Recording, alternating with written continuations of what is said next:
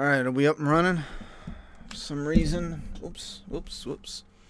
some reason I had a little bit of a delay.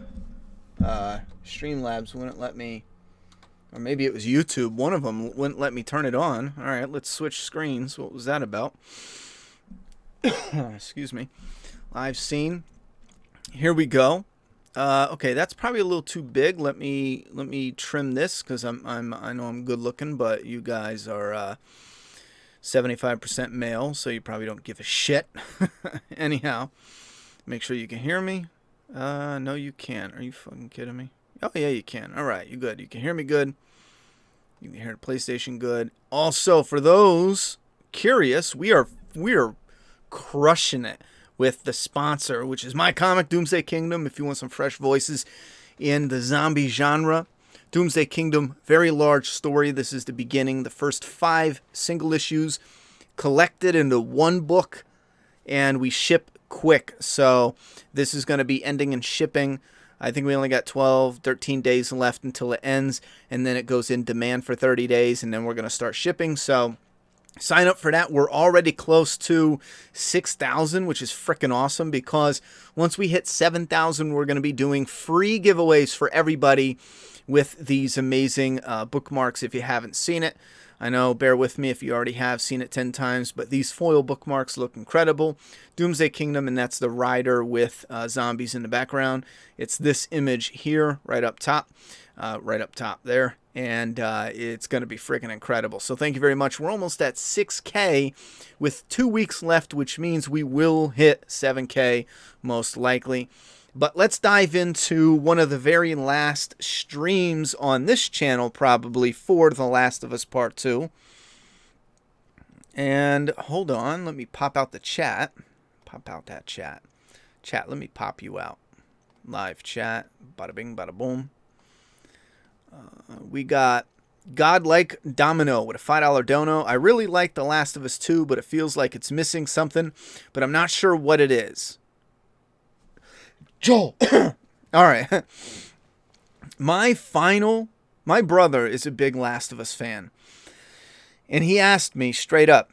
He just bought a house and he's in the middle of moving. So he asked me straight up, so should I play it or not? Because part 1 is like, it's like holy to him and me. And I said, here's my final thought. The Last of Us Part 2 is probably one of the... Did something ring over here? The Last of Us Part 2 is one of the greatest games I have ever played, while simultaneously being one of the absolute worst sequels I've ever played. And I still stick by a couple opinions we're going to get into. But I did convince him he has to play it because he might get a difference of opinion based on... he avoided successfully any and all spoilers so far. He hasn't been spoiled at all. So I'm excited to see what he has to say. But thank you very much for the $5 dono. I have a couple lasting thoughts on my review while we're playing this, but I do want to highlight the main topic so those interested can hear my thoughts and then keep it moving. Obviously, for those interested in the story, you're going to love both story and gameplay. For those who absolutely hate the story, the gameplay even, I am not a fan of Abby, not really a fan of how they did it. But I will say the Abby gameplay, I did go back and do some, and I freaking love it.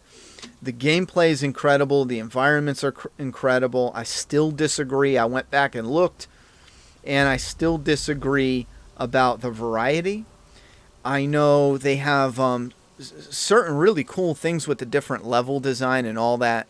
So gameplay-wise, replaying it, it's absolutely fun. However, if you do the game New Game Plus, this is what I want to show you quick. You start with all your perks. If I go here, I have all my perks, and I can unlock all the final perks and get everything. So I am like... my Ellie and my Abby are to the max. They have all their stuff. Plus, all the weaponry you find and all the explosives you find, you are now allowed to have them starting in Seattle, right when you get to Seattle, which means you can switch to the explosive crossbow early in the game, right away, which for gameplay, it is fun. Are you going to be saying anything spoiler here? Want to be here but don't want to get spoiled? Oof, that's going to be a tough one, BitNova. We are going to be doing spoiler-free for the next bit, but we are going to get into spoilers for the last final bit of the review, so to speak. But this next, before we get into spoilers, I will say something. I will let you know. But like I said before, if you beat the game, you get the weapons immediately. So for example, silenced submachine gun, you get that right from the rip, which is freaking awesome. It changes the gameplay somewhat. And I thought I had to be careful on the bullets because I won't get the bullets until further in the game when you get that gun, but that's not true. You actually get that type of ammo early in the game. So you really do load up with everything, essentially. Is there something right here? But I was doing the New Game Plus, and you see how far I am. I skipped cinematics. I dove in to get a feeling of the New Game Plus with the weaponry, and I dig it. I dig it a lot because something about having all the weapons and even the perks. I mean, the perks are kind of cool. But I was even going around testing out different things. You see the building I'm in now? I went out there and I even tested... Can I? No. I went out there and even tested shooting these windows all the way down there. And when I was down there and I shot the windows, they actually cracked, which was freaking awesome. So I was testing the environments, like knocking over chairs, but I was also playing around with the levels and checking out the guns that you can utilize. I think you only get 2 handguns, but it's fun as shit with the different guns. It is really fun. There was something else too. When I was Ellie in one of the areas, I decided to search the entire intro to Seattle when you come in on the horse. And I missed a good chunk. I talked about wanting to go on the edge of the interstate where there's a truck there. You see it in one of the gameplay trailer reveals. And I missed that completely in my first game playthrough. And I went back and double checked. And there was so many areas, little areas I missed that were real fun to re-explore on a second playthrough. And even it's hard to tell where it was at, but even after, where you're going through the little apartments and you go through the little hotel, such amazing level design there. And I even skipped an entire section of map that I just now previously went and scoured. So replay wise, if you burn through your first gameplay and you're thinking you might have missed something, it's absolutely worth it in my opinion. And that's if you love the environment and the actual gameplay. It's absolutely worth it. Just for the addition of relaxing, taking your time once you beat it and you got the story, you don't need to worry about spoilers. And you want to utilize the extra weapons. Now, I know for a fact, I might be weird, but I will replay it without the New Game Plus. I will eventually, because I did it with the first game where I replayed it. I think I only did New Game Plus on the first game like once. But I replayed the first game like you're supposed to play it for the first time. I did that every freaking time I played that game. There's something, even with Days Gone, there's just something about it that I love. I love unlocking the guns. I love unlocking the perks. However, because these level designs are so big, because this game is so... the game is so long and in depth as far as the levels are concerned, I think I will be switching back and forth between New Game Plus and the way it's supposed to be. They seem fucking deranged. It is disheartening though when you go back and listen to what was gonna be in the game. There was 5 days total that you spent with each character. Like, Ellie has 5 days in Seattle.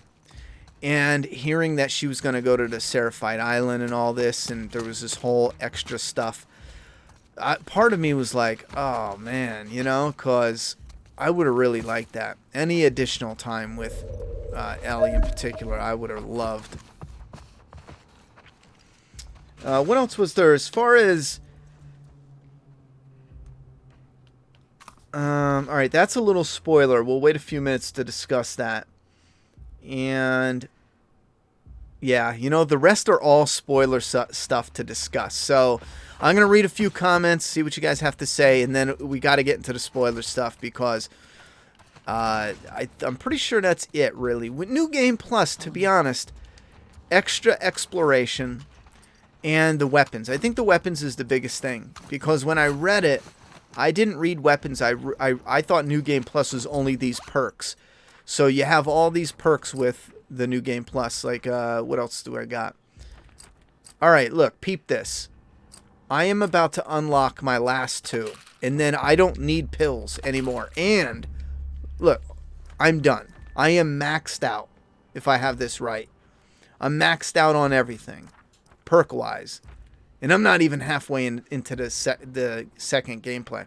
I'm like 5 hours in of 25 hours. Also, my weapons on the weapon bench are all maxed out, which means I have the scopes to all the guns, and this is for Ellie. All my perks, my pill perks, all my weapons, everything is totally maxed. So now I got 20 hours of gameplay left. Well, let's be real. I got 10 hours of gameplay left here. And I have all my stuff maxed out where I can just, you know, focus on enjoying the entirety of the full strength of your character and weaponry. I guess that's the cleanest way to say it. Do you think there will be a part 3? Oh, that's one announcement. I hear there's going to be no DLC. Somebody put an article in my Discord. There's no plans to have Last of Us DLC. Now, if there was plans for a DLC, I don't think they would say anything yet.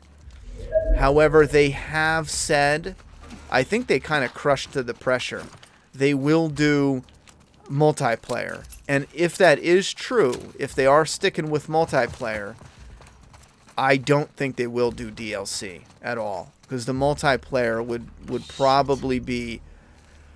Another body up there. the multiplayer would probably be... We're too exposed. Man, look at that. I fucking love this view, man. The multiplayer would probably be the top priority. Watch your step here. I love how she's not afraid of heights. Are you gonna platinum this game? Excuse me. Well, I don't know, because I jumped in and I was checking out all the areas and using the sonar, and I already used the sonar a little bit getting here, but I do want to play another full playthrough, but I don't want the sonar. Now, I can stop using the sonar, because honestly, getting platinum in this game and using sonar, it's kind of like a cheat, because what's the point of getting platinum if you don't have to actually look for all the items? Like with sonar, it literally shows you where everything is. It does this. And then it'll tell you what's here and what's not there. So I might replay it and just take the sonar off, or just stop using the sonar. I think if I did that, I would do platinum. You know what I'm saying? Yeah, these are cool looking environments.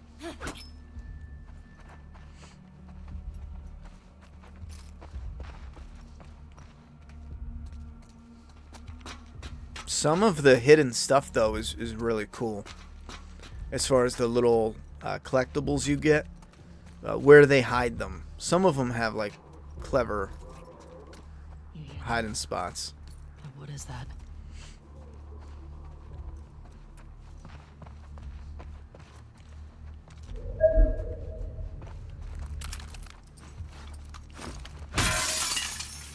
that.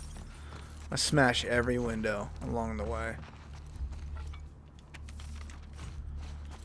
What else was there as far as... Okay, no DLC. We covered all the weapons. If I'm missing something with New Game Plus, holler at me, because I'm pretty sure that's it. The way I look at it, atmosphere 10 out of 10, visuals 10 out of 10, gameplay 10 out of 10, story 3 out of 10. I was thinking about it long and hard, and I even watched a podcast where they go in depth on the story, and something happened that when Neil Druckmann was explaining the story that frustrates me when writers do this, where they write an ending with a meaning that they don't even know yet. And I love where there's ambiguity in something like, for example, the end of part 1. There's a definitive answer. That bond, that parental bond, is the definitive answer. That's the definitive ending. However, the ambiguity there of, does she believe him? Is she skeptical? Where do they go from here? What's their life like after this? All that is ambiguous, you know? You just kind of come up with your version of, is it a happy ending or a sad ending? Is there more darker days ahead? And some of you, I know, are going to pretend part 2 doesn't even exist, you know? Sure? Yes. In the podcast, Neil Druckmann did this a few. few times where it came to main moments where he's like, yeah, I'm not sure if I even fully know what that means with the very last shot and all this. Some of that stuff really rubs me the wrong way as someone who absorbs content, because I don't want my ending. I like a conclusion with some ambiguity mixed in. But to have it all ambiguous, like he even purposefully changed the ending that was definitive and left it and not definitive, but That's all of them. less ambiguous, let's say. And he changed it to make it more That's New Jackson. Look at their totally styles. clueless, like ambiguous. Like all we know is there's the story is bookended by a guitar. That's it, you know? Guitar in the beginning, guitar in the end. That's all we know. But ambiguity-wise, it's frustrating when we get writers and actors that go, oh, yeah, you know, I don't even know what this means, but it's this journey. And like I said before, it's great to have messages in your story, but don't have your story be the message. And I think the more and more I look at it, that's where I have the biggest problem with the story and the outcomes, because the story is the message. He doesn't have a message in this story. This story is the message. Yeah. And it's frustrating because it leaves it so ambiguous and so off and so not rewarding. And this is something that I talked previously, and I don't know how much more I could say without getting into spoilers, so this is the last thing I'll say, and then we're going to get into spoilers and then read the chat. But For sure. I mentioned they should have did a different thing in the beginning with Dina in a different video. And some people even said, well, we don't have a connection to her, so it doesn't matter, yada, yada, yada. And I understand that fully. But the problem there is, that's not the point. We don't need to care about Dina. You care about how Ellie feels about Dina. That, like, right now, I don't give a fuck about Dina. It's still the same thing, but opposite. You care about how Dina makes Ellie feel. So if Ellie's not happy, we're not happy because Ellie's not happy. And then when the end comes, that, and I coin it ruin versus reward, and you can use it for everything: movies, shows, video games. There is a balance, ruin versus reward. In this video game, the ruin is imbalanced for what the audience gets. The majority of the audience, or a lot of the audience, let's say. Enough to keep them divided. It's imbalanced. Using Dina instead, I feel would have skewed the balance a little more even. And I think the majority of people would be praising it. I don't think The Last of Us 2 would even be in trending so hatefully if they made that one change. And again, that's because of what you get, the balance versus reward. I'm sorry, the ruin versus reward. The balance of that is cleaner, making that one change. Cutting them down. Make sure the building's clear first. I'm not leaving them up there. What the fuck's cutting them down gonna do now? Go! Maybe I won't expose my position. Oh shit, who could see me? I'll see what it was.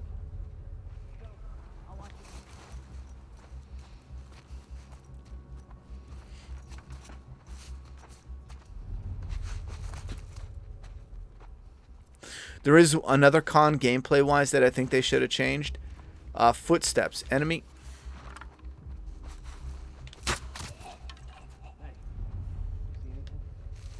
footsteps, when they get close to you, Gavin? are almost non-existent. Hey, what happened to you? Might be someone here. Come with me. Yeah. They are silent. I'll see what's up.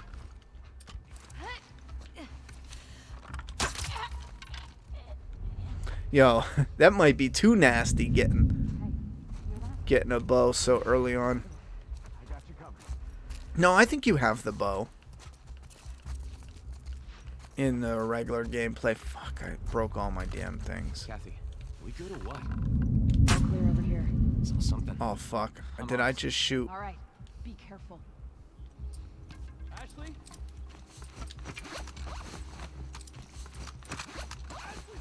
Thought I saw someone. I'll go spread out. Damn. Up there!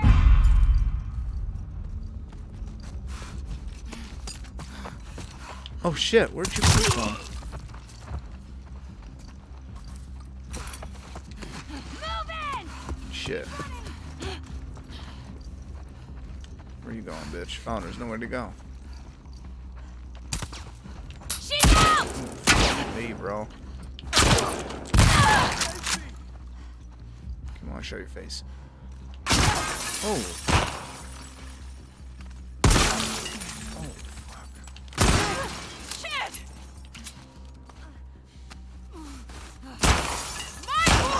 Got ya! Oh, speaking about fixes, I was going to say, I did have this idea for a great fix, like addition, add-on. I did say DLC would be a great thing to improve Still standing? replay value. But also, imagine if you were able to incorporate... Here's something. I was going to make a separate video, but maybe we'll discuss it here. Sprinkle in more infected around looting areas and add a slider for more infected. So you can add like 1, 2, and 3. 1 is a couple, 2 is a few more, and 3 is like a good chunk.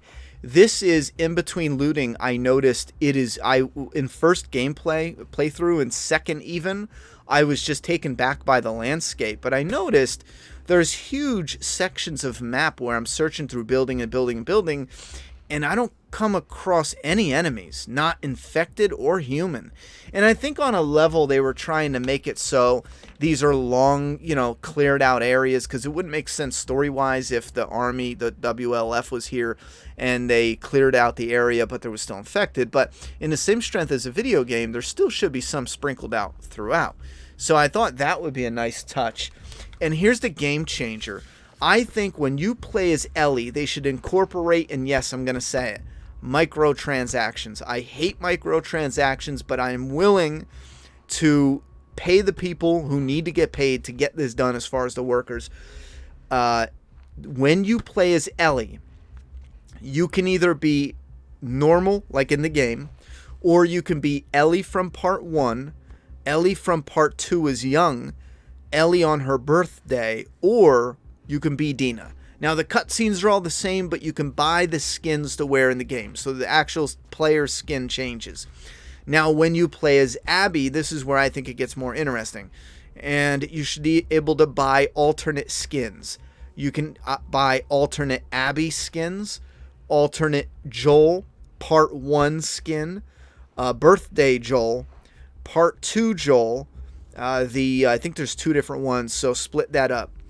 Tommy, and yes, Jesse. And the reason is, at first I thought you should change your skin through the whole game, but then I thought, wait a minute, Ellie's gameplay is physically different than Abby's, the actual gameplay.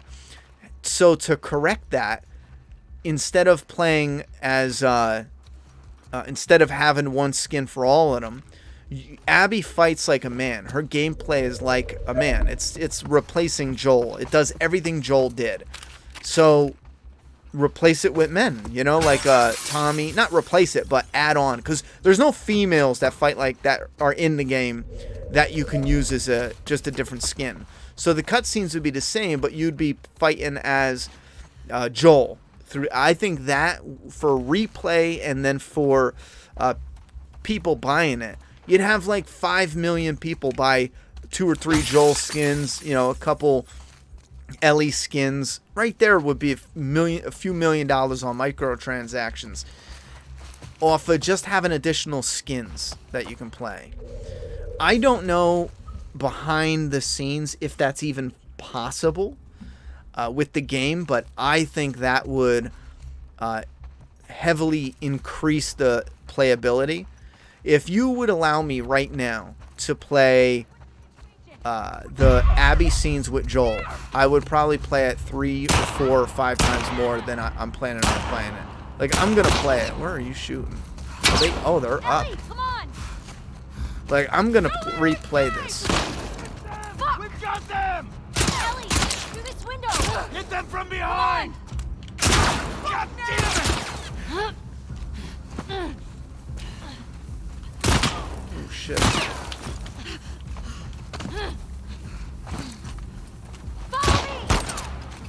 Damn it. Oh, why am I hitting different buttons? I'm not playing that. This way, come on. You die, bitch. Now, I don't know... Whoa. Trespassers over there! Are they with this guard? I don't fucking know. Just I don't know if that does anything. Don't go. We gotta lose them. For them. For outside of actual microtransactions, like, I don't know if that does anything for them having a game that is more... I just don't know.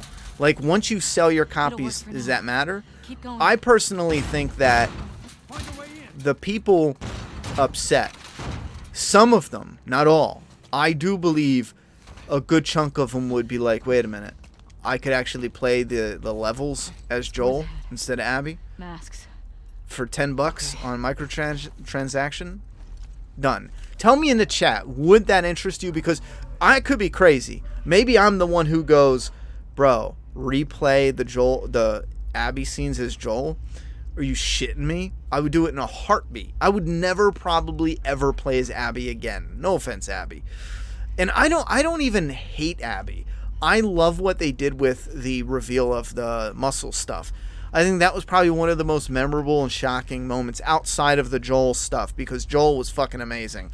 Every time Joel was on screen, Joel and Ellie, it was like, this is the best I've ever had a video game. Like, versus the bloater, I think one of my all-time top 3 experiences with a video game ever. That bloater scene was expertly crafted, man. Just, oh my god.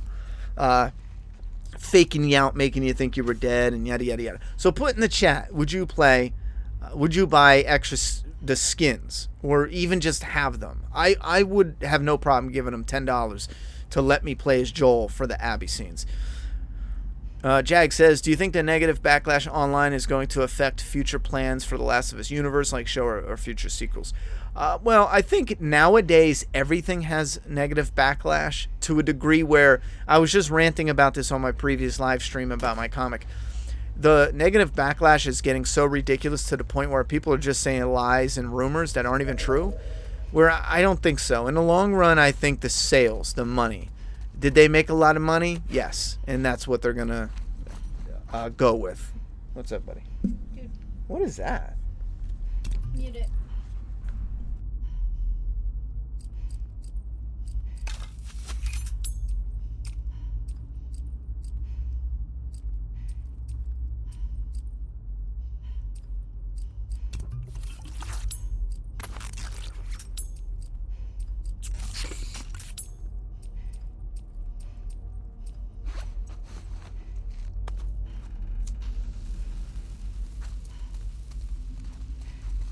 Yeah. I'm jumping from the couch Yeah. to the mattress to the other couch and pretending like it's ledges. And whenever I see like the ground, Through. because I'm pretending to be Abby. Yeah. And you're using your book bag to store arrows and stuff? Mhm. Gotcha. Love you. Love you. She's role playing as Abby. Chief is my little love. So yeah, as long as they're making money, I don't think it's going to affect anything. Did you know you can jump on an enemy from above and do insta-kills? That's another thing. Thank you very much for bringing that up. For replayability, there's stuff you can do in a game that I didn't do at all in my first 30 hours of playing. Like, for example, I didn't shoot a clicker in the leg, and when they fell down, I stomped their head. I replayed and helped my daughter beat the where you're locked in this building and you got to get out as Abby, and she played it on, I think she's on the one down below moderate, so maybe easy or something like that. I forget what it's called. Well, she had extra shotgun ammo, so I was just popping them in the leg and stomping on their head. I was just doing straight headshots because I'm a fucking monster beast. Lunatic, record breaking, I don't know. I'm a monster in this game. I joke, I tease. I mean, I go for headshots. I don't know if I'm any good, but I think I'm decent at the game. So I never ever tried to shoot him in the leg. Bitch, move out of my fucking way. You're blocking me. Love this game. Gameplay. Let me rephrase. Not perfect though, because now I'm stuck.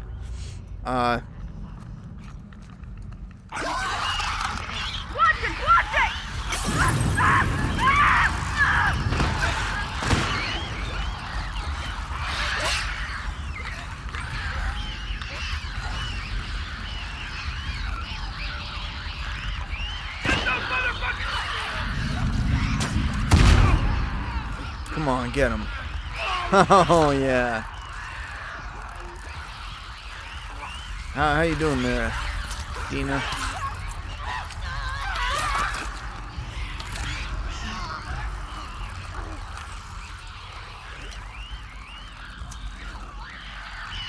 Oh, shit.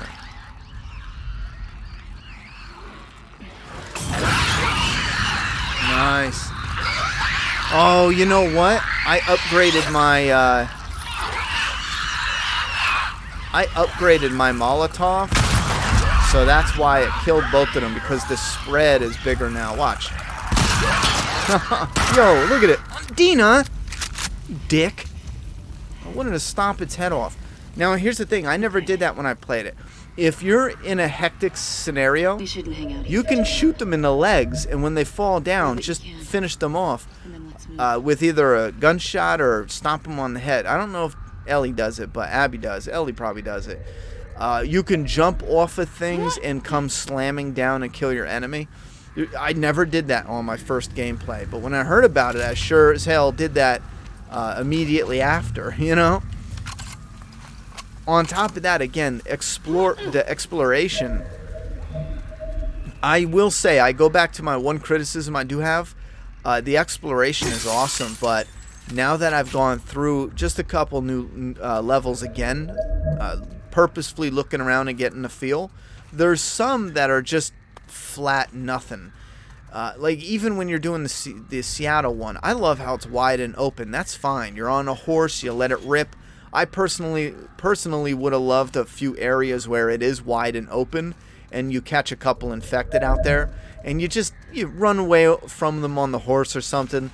Let them attack you on the horse. That they don't have that in this game. I think it might be just difficult for them to do a horse getting attacked, you know, the animation and stuff, so they just chose not to do it. But yeah, I think some areas need additional infected. Cole says, what do you want to see next from the series in terms of games? Last of Us 3, spin-off, a prequel, nothing. Something that follows with Ellie, for sure. No, that's it. Do you think Ellie's story was wrapped up perfectly? No, I don't. Like, if they made a third game, what would it be about?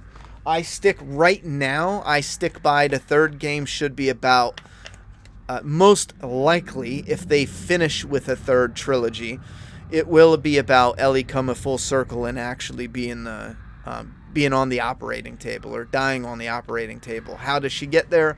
She'll probably rescue the other last known little girl, hence coming full circle, Ellie becomes Joel, and in the end, Ellie gives her life to do the operation, saving the other little girl or boy that is immune, the only other one that was immune.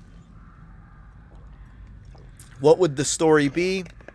Maybe she discovers them and they get captured by the new Fireflies, and for whatever reason they take the girl, lose track of Ellie, she gets lost or left out of the mix somehow, and the majority of the game is her trying to play catch up while also avoiding enemies. Again, this is real simple, and then you take the concept and you really iron it out and pull a better story out of it. But I haven't been thinking of, and I'm not getting paid to come up with the story for, if I was, Ronnie, here's a, $100,000, you got to come up with the story. I would sit down and bust my ass creatively on what would I do. But I'm just letting you know, right now I'm just spitting shit, But I do think they would purposefully do some type of full circle.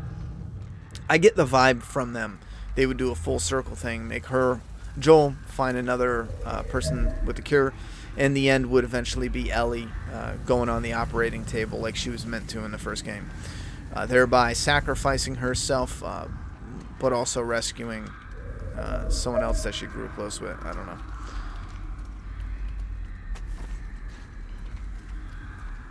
know. Godlike Domino said, do you think they will make a part 3?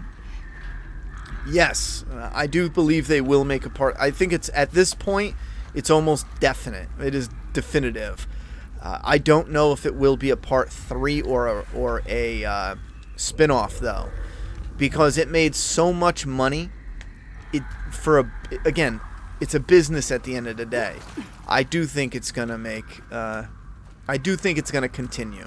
I just don't know how they will, and especially now it's gonna be a show introducing even more people. There's no way it's gonna be dead.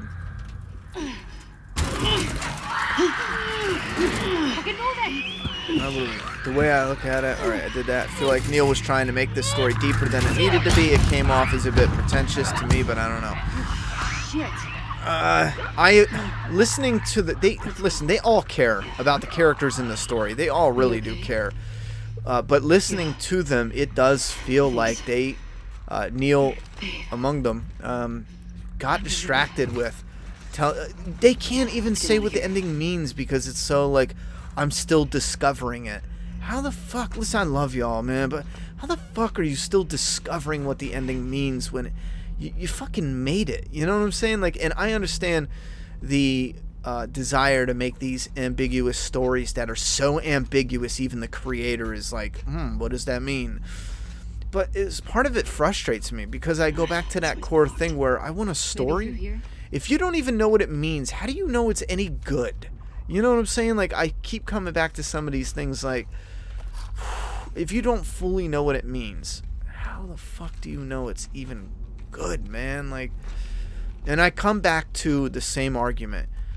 It feels wasted. It just feels wasted. Did you hear what they kept calling us? Part 2 is like the part 3 that we got early. We should have had more with the 2. Oh shit. Wait, am I going the right way? James Wolfgang with a $5 dono. Thank you very much for the dono, homie. I was a little upset they didn't add difficulty trophies. It was a huge badge of honor being in the Grounded Plus Trophy Club. Oh, I didn't even know they had that. Thanks for the spoiler-free commentary, bro. I'm sure rewatch when I finish the game. Yeah, we're actually now going to be going into spoilers, so if anyone is hanging around that hasn't caught up yet, now's the time to dip. I'll give you a few seconds to get up out of here because the next few things I can't say without going into those spoilers. And again, most of them, I was just thinking, most of them except for one is Bitnova. You're already way past it, so except for the very end. I do have to say something about the very end. Which again, there's still a lot that I really enjoy. There's still a lot that I really like, but the overall is where again it still feels wasted. Like I like the look of Abby as a female villain that packed on the muscle because of her desire for revenge, and that was her training. They purposefully, I don't think they did it good enough, clear enough. Like I said with my playthrough, I've known bodybuilders I grew up with, 2 of them that were very close friends. It was a defining part of their life. It was in their daily routine. They talked about it.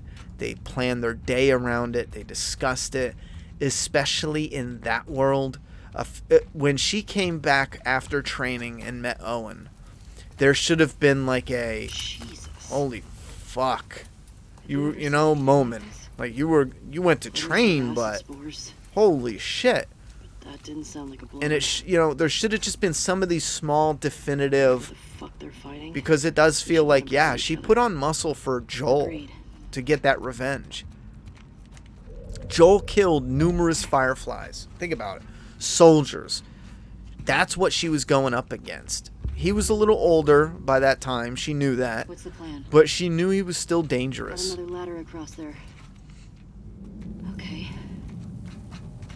How do we get to it?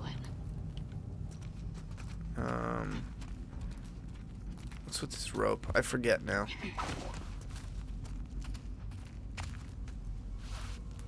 Call it the ladder. Oh, yeah, that's right. Oh, shit. There we go.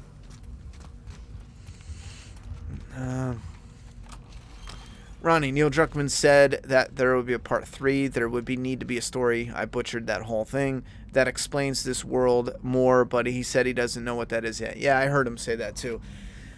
I'm a little cynical when it comes to Hollywood. I call bullshit. There's money to be made here. A lot of it, I think, when it gets to a certain point where it's like, oof, this is tough. I think then I would be like, I don't know if there's going to be more. But keep in mind, the world building is done. So if he knew that fans would go for a spin-off, without a doubt, and eat it up, I think they would do a spin-off if there was absolutely no more of Ellie's story to tell.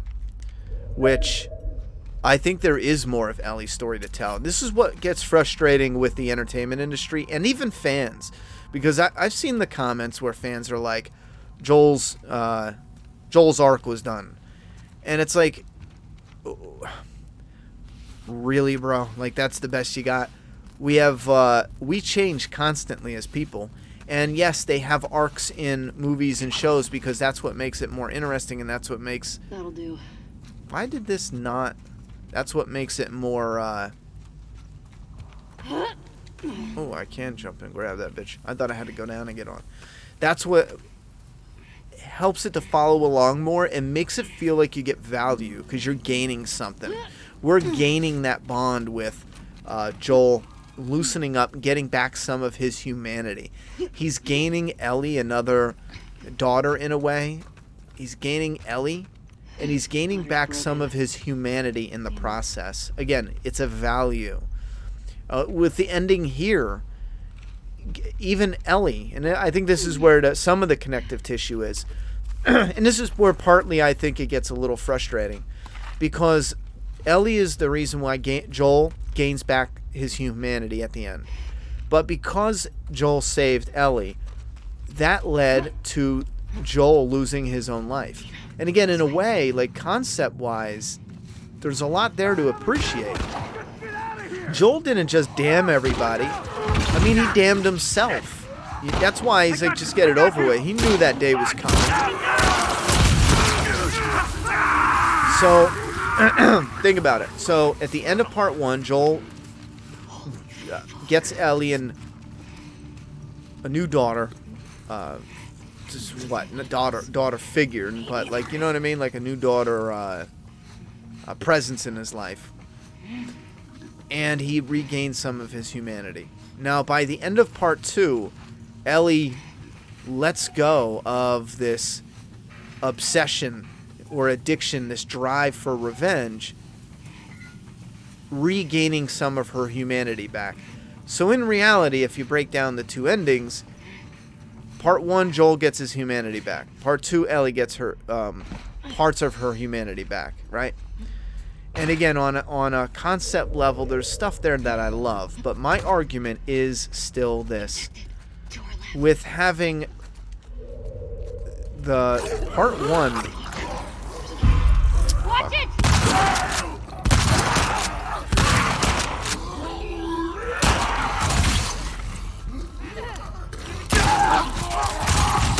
Oh, fuck, he's gonna burn me, isn't it? Yep. Part 1... I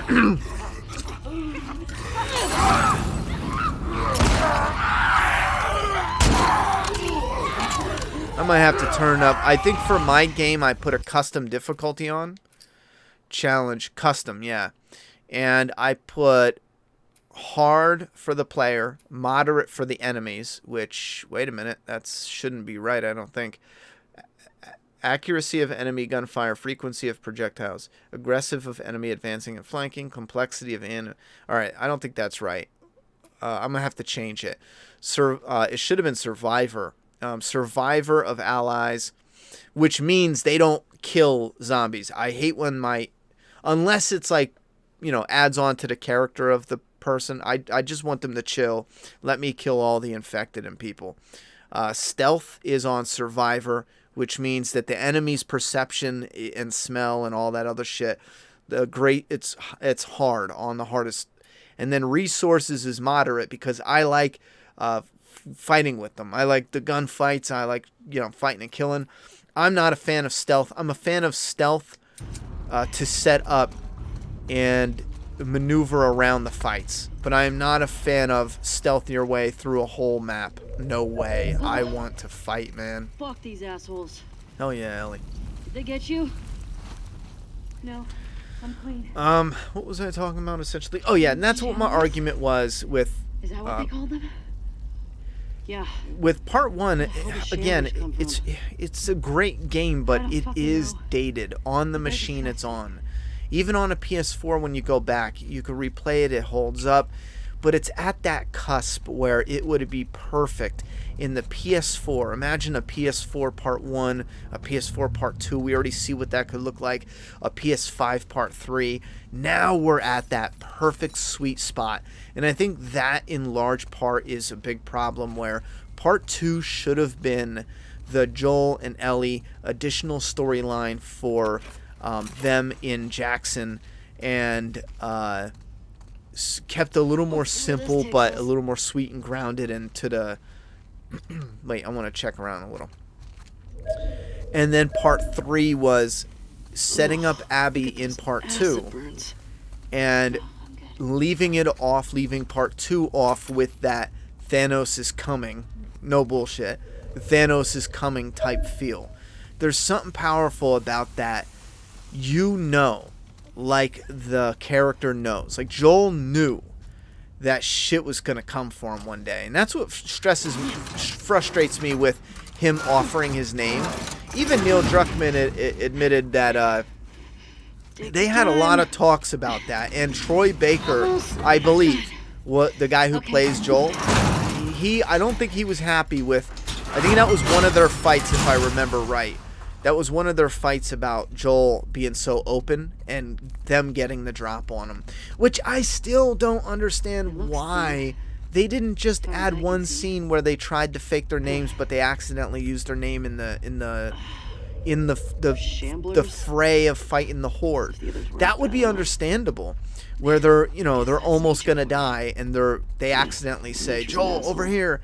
And then when they get to the place, they forgot and they introduce themselves as Tim and Jim or some stupid shit like that. And then they were like, they got this, I don't know, something from Abby was like, yada, yada, yada. And then Joel looks over and gets blasted. So, wait, was I supposed to do something over there? It just had that, it felt lazy and cheap. Like, we just need to get Joel the fuck out of here. I don't care how he dies, just get him out of here. It felt like that. And I don't think Neil meant it to feel like that. But I'm telling him as a fan, it felt like that. It felt like you were just like, I just want this over with. But that's not how it is. I do believe he cares about these characters. I also do believe that, I still strongly believe that Joel was a sacrificial lamb.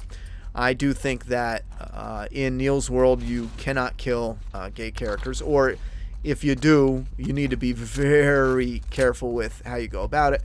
And because of that, Dina was automatically nope when it came to her being the reason to go to this war. And it's still, I play it in my head over and over again how the story would end up.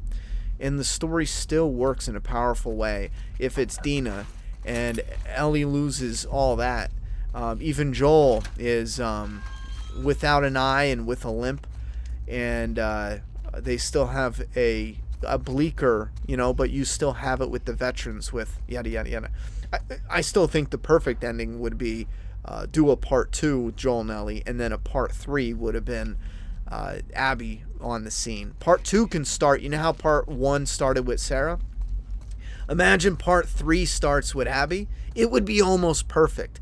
You start with Abby, and then you play, just like with the first one, you view it through her, and then you witness the father and yada, yada, yada. That would be in part 2, the beginning. You play as Abby, you witness through that, and then you set up the story with a couple beats.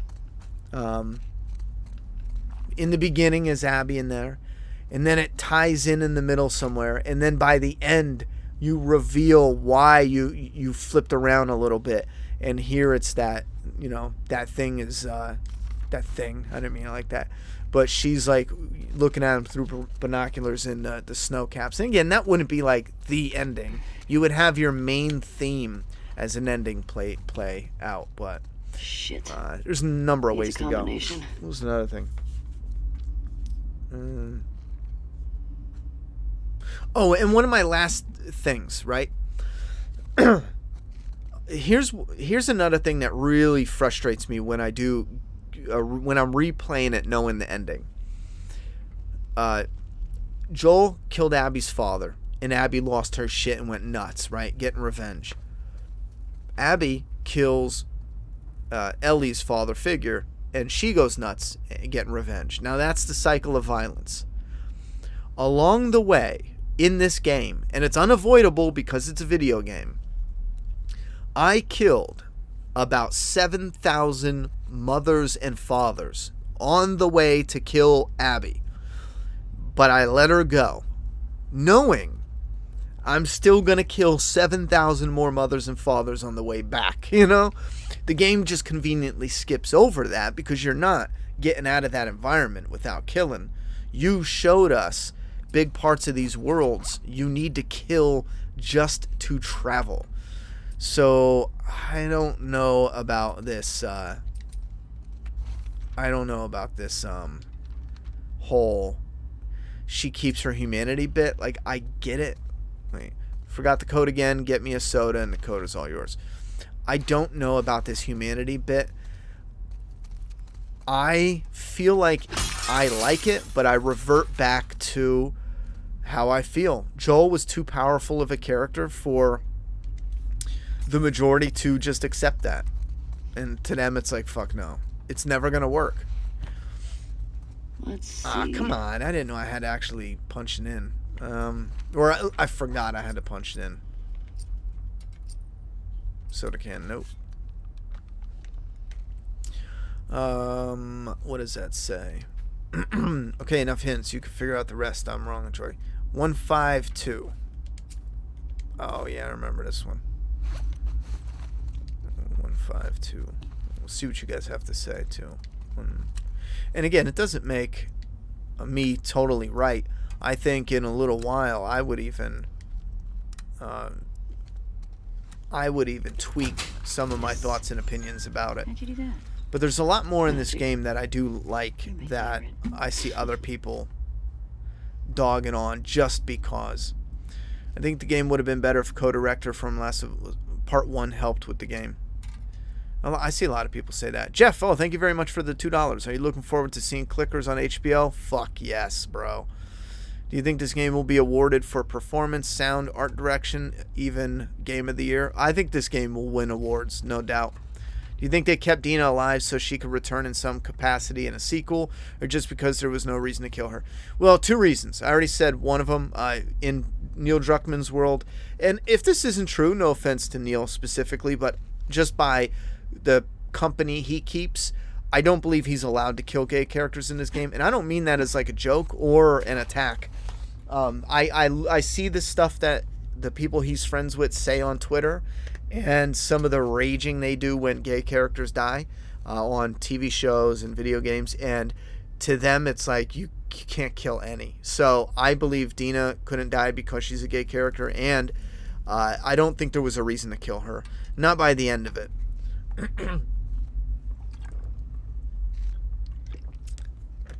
If you really did want to mirror what happened with Ellie and Abby, Dina should have died. Dina and the baby. Because all of Abby's people died, you know?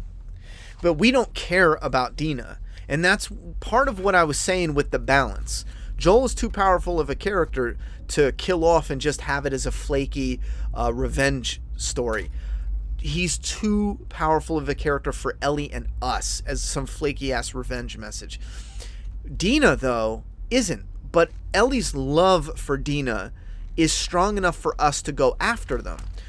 I don't even need to know Dina, but because she makes Ellie happy, I want to go and get revenge for Ellie because we have this strong connection with Ellie.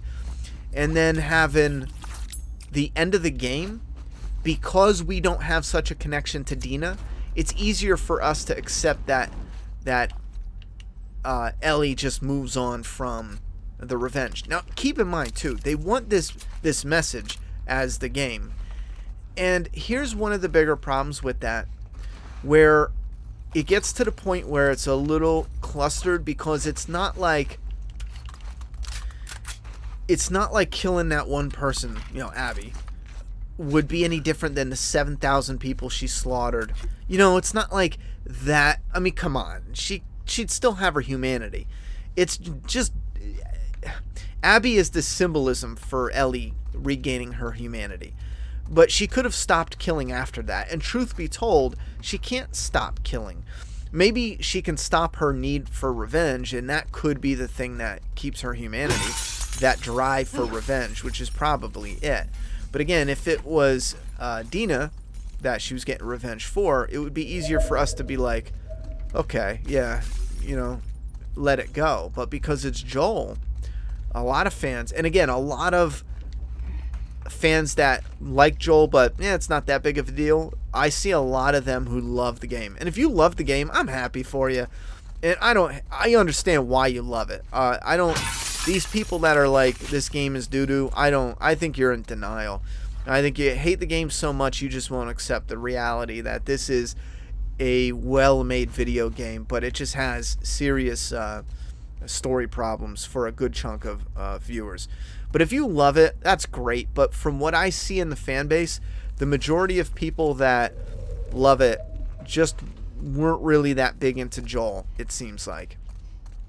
And the people that are really having problems with it are real big Joel fans. Alright, let me stop fiddling with this damn area and get out of here. Did I? Oh, I already opened that. And, okay, what about this? What? Oh. Is this the door? Did I come in here? How the fuck am I so lost? Oh.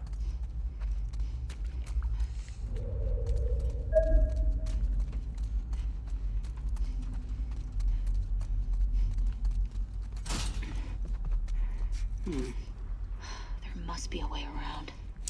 We haven't even seen Abby working out in the 3 days we played her. Well, she did one workout that traumatized me, but someone with her body would never go 3 days without a workout. Story-wise, I can understand why. She was working out to kill Joel. We played Abby after Joel is dead, so there is no more reason for her to work out. Now, she could still train and all that, yada, yada, yada. That's fine. But story-wise, it makes sense. It's actually consistent character work if she... for her not to work out those days. Again, it falls in line perfectly with what she was trying to achieve with... Oh, fucking hell. With her story. Once Joel is dead,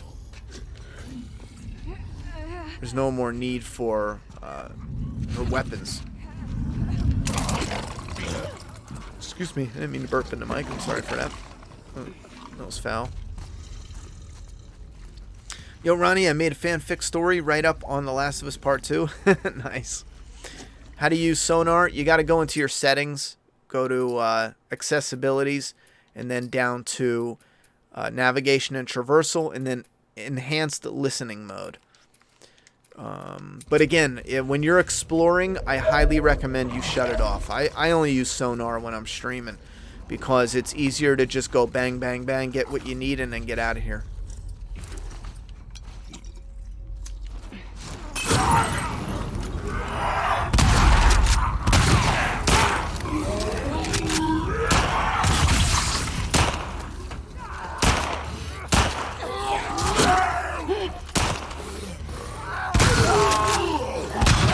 Fuck, down? Oh, I forgot about that. Oh, shit.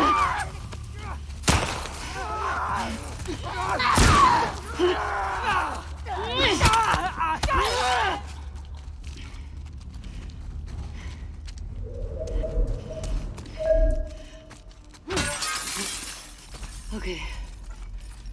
I'm ready to get out of here. Same.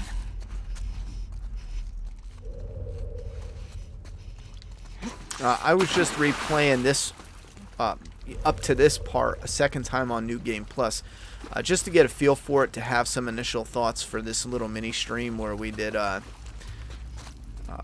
as a main topic. I think he would have better accomplished his agenda if he didn't make it so obvious and irritating to fans. The hate isn't there, the way they act like it is. See, there's a number of different things where I don't think he's a bad person, you know, sitting back with this agenda. I see some YouTubers that act like that. I don't think that's the case at all. I do believe that he fully has, like, you know, these certain beliefs, and you know, to him, he's trying to do something positive and yada yada yada. Some things, though, I feel he's too much clinging on to it being ambiguous. Now, I don't like when shows and stories spoon feed you, but I also don't like when they're so fucking ambiguous it's barely in the story. Like, they talk about Abby they literally talk about Abby barely being able to regain her composure to finish Joel off. I don't get that at all. When I get Abby is legit rethinking of her father and thinking, I got you. I did it. It is done. This whole time, this whole wait, fuck you, it is done. Some of the stuff that they say, I'm like, what the that wasn't in the fucking story. Like, I didn't feel like Abby felt like she was turning into a monster. Mel said it like, you're a piece of shit, or you always has been, and Abby kicks a chair, but she got caught cheating and she's mad she lost a friend. Sometimes being ambiguous doesn't fucking work that clean, you know? Sometimes you just gotta come out. For the life of me, I don't know why we didn't have Abby. Like, she has a nightmare, right? How the fuck were we supposed to know that Abby, the nightmares, killing Joel didn't make it all better and the nightmares didn't go away? You know what I'm saying? Like, I just thought, okay, this bitch is still having nightmares. But it was supposed to represent that killing Joel didn't fix her. You know, it didn't give her the satisfaction that she wanted. How did we not get a scene where Abby was just straight up like, bro, you know, it's not better. One sec. You know, I just, again, I hate having certain, like, basic conversations, because then someone's like, her saying that isn't good, bro. And it's like, no, you gotta polish it with a good scene that leads to the character just breaking and then having the moment where she says something, you know, anything. But again, related. Make us feel that Abby felt something. It's too fucking ambiguous. And maybe that's just me. I don't know. I like ambiguous shit, but there's a point where it's like, bro. What the hell happened here? I don't know. Anyway, I'm gonna see. Jason says, I'm happy your comic is fully funded. Hell yeah. Let's check it out. Doomsday Kingdom on Indiegogo. If anyone's interested for a zombie comic that is going to turn into, hopefully, a little mini independent creator-owned franchise. And we are already scripting. It may be years too early, but we are already scripting for a future video game, which, again, it would be a miracle if we pulled that off anytime soon. But we have high hopes. So, we got to start somewhere. Jesus. I wonder how long they kept these running past Outbreak Day. Anything in here? I see some light up there. We got a... Nicholas, do you think Naughty Dog should create a different game, maybe in the same universe with different characters? Well, if they're not going to use Ellie for part 3, I think they should. I would highly be against them making Abby and Lev, even though that is probably an option that they have on the table, in all seriousness. You always got good taste when it comes to making film and games better. I agree with a lot of what you just said on improving this game. Thank you very much, homie. I do think increasing the skins... Fuck, you know what? I'm so all over the chat. One more time in the chat. Just click 1 if you would love it if you can pick your skin and play as Joel during the Abby scenes. And click 2 if you're like, no, that wouldn't do shit. I wouldn't play it anyway. You know?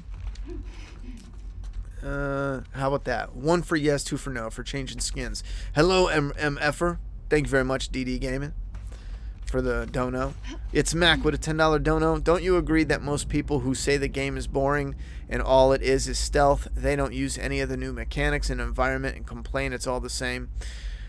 Well, I didn't... Well, maybe I'm not paying attention to people saying that it's only stealth. I think that's insanity.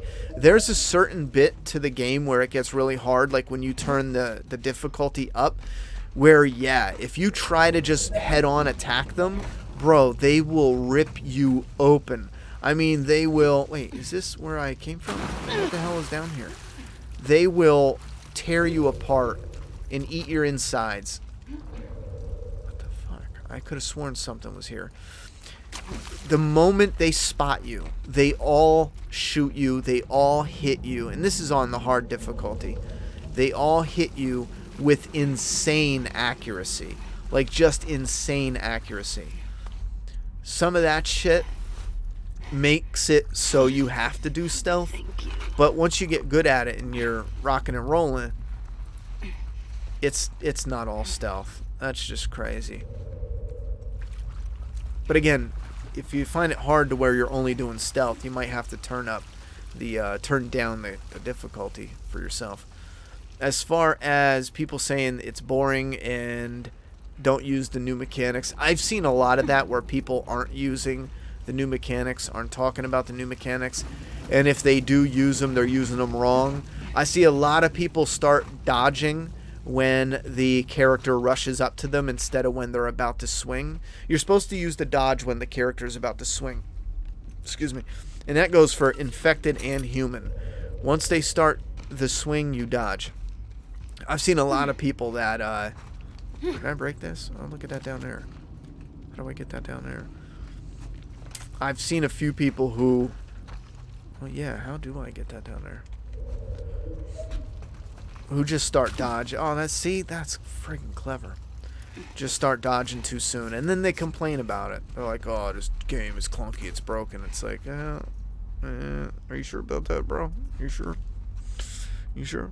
If we end up getting part 3, do you think the wait will be as long as it was between 1, 2, and 3? I think so. Yeah. Every cutscene of Abby was boring. I didn't care about her. See, that's another thing. the Abby stuff was flat, and her friends. I went back and looked at some of it just to make sure I was on point. Do I really have to duck? And not duck, but get on my belly. Closer to light. And I agree. Some of it is just Hey, flat get you dull. up there. Like, I don't Yeah. care. Owen started to show a little bit of human side, but at the end of the day, I don't care. Manny's even worse. Manny spits on him. Manny's like, I want Joel dead, puto, you know? And what you got? we don't find out shit about Manny. Like, we don't find out anything. And then Mel's another one who was affected by what they did with Joel. And even she was like, I'm glad he's dead. He got what he deserved. But wait, what? What do you... wait, what? You know, it's like, there's nothing there. I mean, you get these little lines of dialogue where it's like...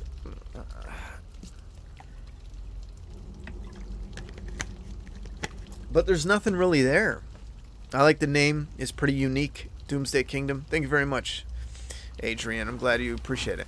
Now, we were a bit bummed when Kingdom came out. Kingdom is a zombie show on Netflix.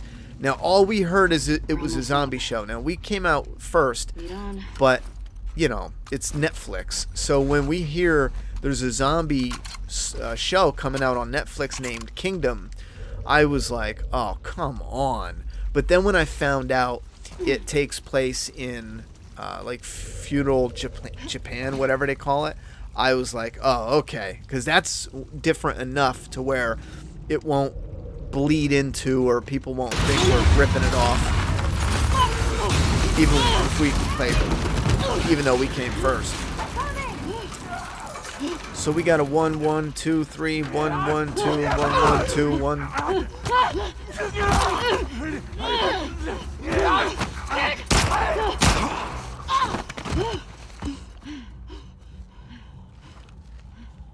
Ellie, your mask. Here, This was kind of cool. we can share mine. No! Don't take it! Ellie, stop! Ellie, As a story. no! Ellie, no! Stop! I'm not infected. I'm immune. I'm not coughing, do you see? Fuck. Dina. Shit. Can you run? Yeah. Yes. Let's fucking go! Go!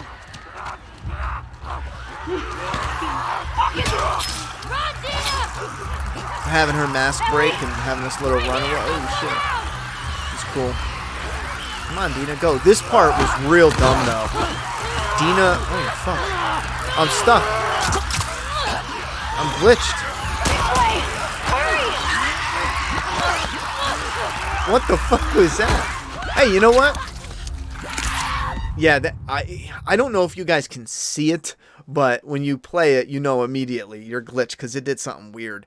However, I will admit, and this is something I did not give The Last of Us 2 credit for, but I want to give it full credit now. I played 30 hours on day 1, and day 2, and day 3, and day 4, and I barely had any problems. I think there was a couple times where the input wouldn't go through, where I was trying to pick something up or open something, and it had a really bad input lag of, like, 15 seconds, something ridiculous, but like ridiculous in the moment. But overall, and also some of the image disappeared on a waterfall, stuff like that, and maybe 1 or 2 bugs where the pixels did that whole, I don't know what it's called, but the bug here, and that's fine. This type of game, this type of quality, to have so few problems. Again, I played 30 hours from day 1, and I barely had almost no problems, man. Nothing game breaking at all.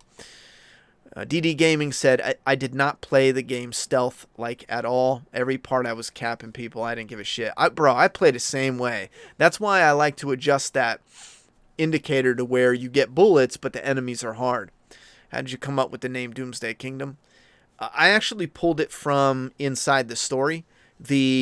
Well, it's going to sound like a spoiler, but because of the kind of story that unfolds, it's really not. It's part of what the hook is, or the tagline. But the outbreak happens in one small town, and they quarantine off like an area around that town, and that's where like the localized infection is. And it essentially is bad in that area, like almost an entire state, let's say, is lost to the infection. So they block that off, and it's called the Doomsday Kingdom. Get it? Because it's a whole new area inside the U.S., and inside it is Doomsday. So it's, it's Doomsday Kingdom. What's up, buddy?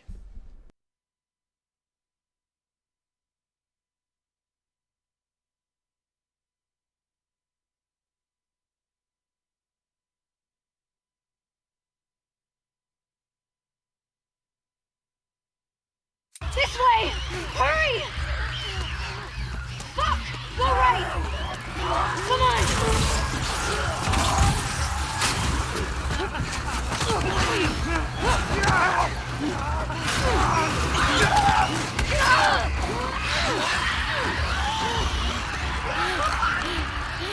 Run, Ellie!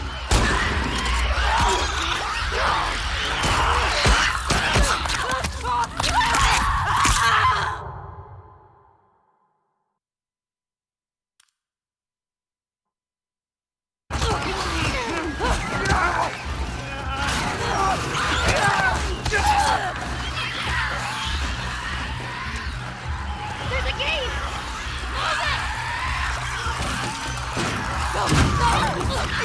Yeah, this part coming up, I don't understand.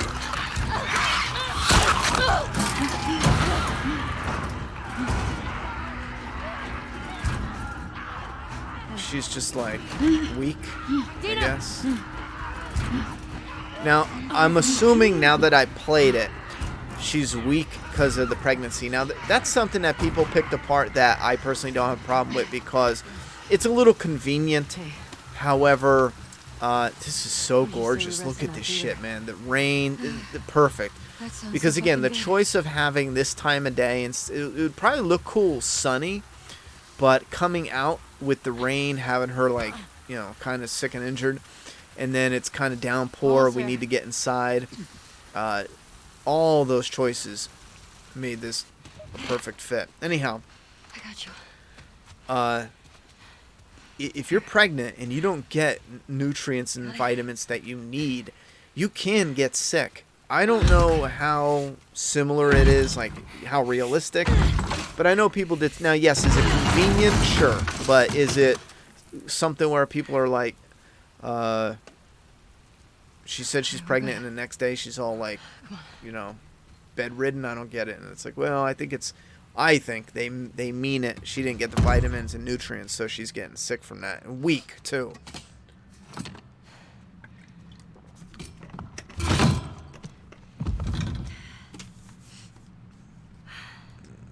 DD Gaming said, wish they would have let you play some of the way to Seattle and cut out some of the Abby gameplay. Oh my god, bro. They had more stuff with Ellie fighting the scars. And I'm on. What's going on with you? I tell you what, man. Give me Ellie What's going on in the with me? ferns against the scars for an extra 5 hours. just And saw you oh in my the god. spores. Take 5 hours out of Abby's story. Give me that and I told you. I'm immune.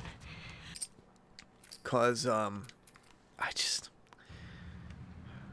don't care about Abby, yo. I just don't care. And I'm one of the people who are more accepting. Again, I think visually, she's got a cool, dominating look, man. Bro, we waited 7 years for The Last of Us, and we got Joel gone and some random Abby. It's like, come on, bro. In a million years, I was about to say in a million years, I would never even expect that I would be playing The Last of Us with a story like this.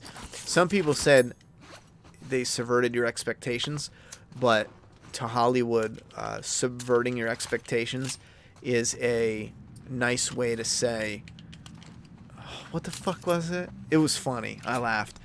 Because more and more it's becoming that. Subverting your expectations to Hollywood is a nice way to say their story fucking sucks. Or even if you let you play part of Joel Brother Encounters instead of so much Abby. I said that too, man. I would rather play Joel, Ellie, or Tommy over Abby. And what happened in the game, no matter. Pregnant. I don't even know matter how much they could do. I don't know if it would turn me into saying, oh, you know what, after all this time, yeah, I like Abby. It just doesn't, man. No, I don't think I want to go there.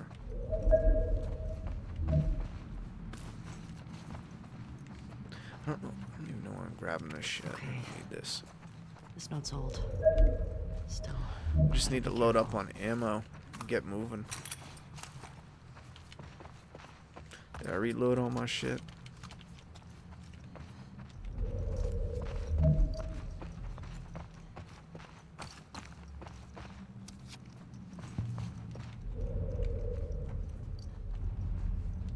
She's down there sick.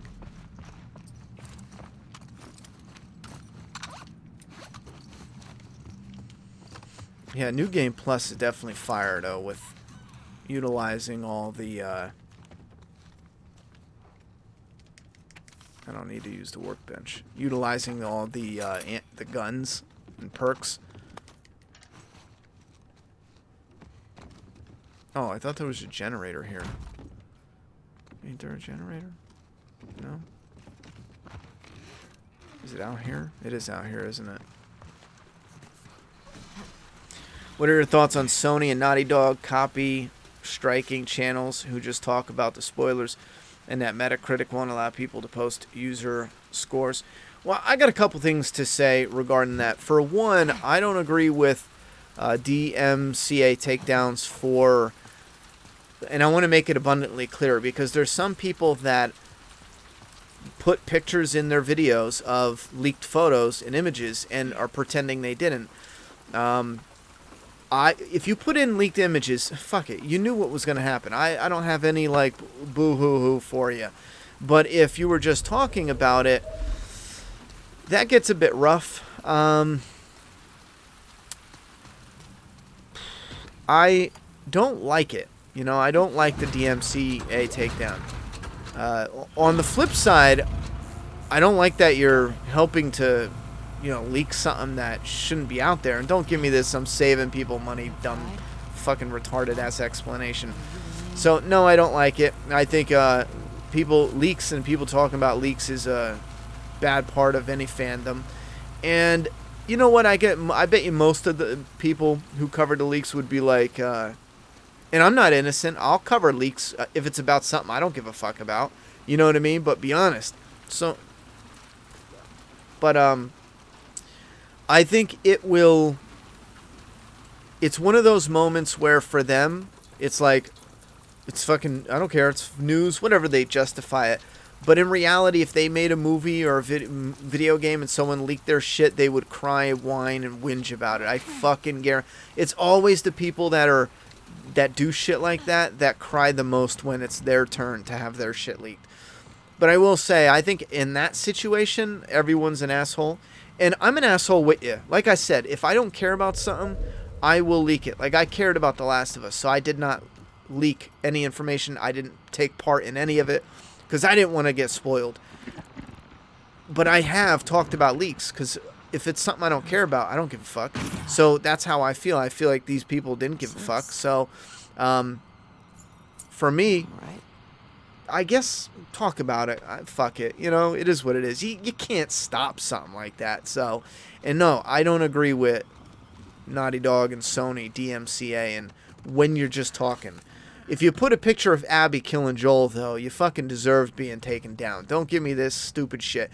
You knew you were spoiling the biggest fucking death in video game history in the last 10 years. Don't give me this whining shit about it. You knew what you were doing, and you knew they would come after you for it. And they should. You should not be able to. And fair use doesn't cover that. So fuck out of here with that, too. I get real annoyed with YouTubers and the fair use shit. Half the time, they have no fucking idea what they're talking about. Given it's all up to a judge to fully decide. But part of fair use is, in fact, of what it is, not just, oh, it's just an image, it's just a scene from a game. Where the fuck was that? But if it is a big portion of the game or a big ending reveal or yada yada yada, that isn't covered under fair use. You can't take the biggest ending or reveal of a game or movie or show or any content and put it out there as fair use. It's not how fair use works. Right. But again, who the fuck am I? It's up to a judge. Wow. As far as Joel. Metacritic, We love this all one the is tricky movies. because are there a lot of people putting bullshit reviews on Metacritic? Yes, 100%. I don't agree with taking people's reviews down because you're bound to take reviews down that are honest reviews. However, I think it should be they can do all they want for the first few days because don't give me this, you played the game the first 5 hours it was released and you gave it a 1 out of 10. I don't think they should be allowed to do that either. So all of this stuff is like a big, everyone's an asshole. There ain't nothing I can do about it, so fuck it, you know? That's pretty much it. Think this game will influence the next Days Gone? Yeah, I think they all influence each other to some degree. It pisses me off that they went out of their way to make it as if Joel's an actual character in the game. That is something that even... Oh, I'm sorry, Kyle. I'll get to you in 1 second. That's something that even Neil Druckmann was kind of bragging about in the podcast. And it's something that, again, I strongly disagree with. If they changed the look of Joel, I don't give a fuck. I think... I'm sorry. I'll be a dick about it. Stop whining. He looks old in the trailer. He's actually young in the game, but it's still him. It's still a scene with him. There's still... I don't care about that. But when they showed Joel and the game has Jesse, I'm sorry, that I disagree so much.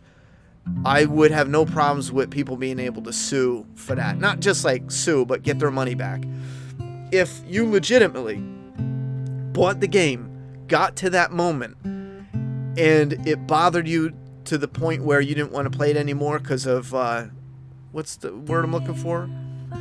Being what? No. I've fucking been down this road before. God damn, I keep forgetting about these stupid fucking songs, man. Ugh. I had to mute it because they're probably going to pop me. All my Last of Us streams have been copyright claimed. Every fucking one, man. For music, for covers in the fucking thing. What was I talking about? What are your thoughts on Sony Naughty Dog? No, I think the game will influence others. Oh, that's right. Yeah, I still stand by that. Oh, shit. I might not play this. I was looking for kind of action to play while I,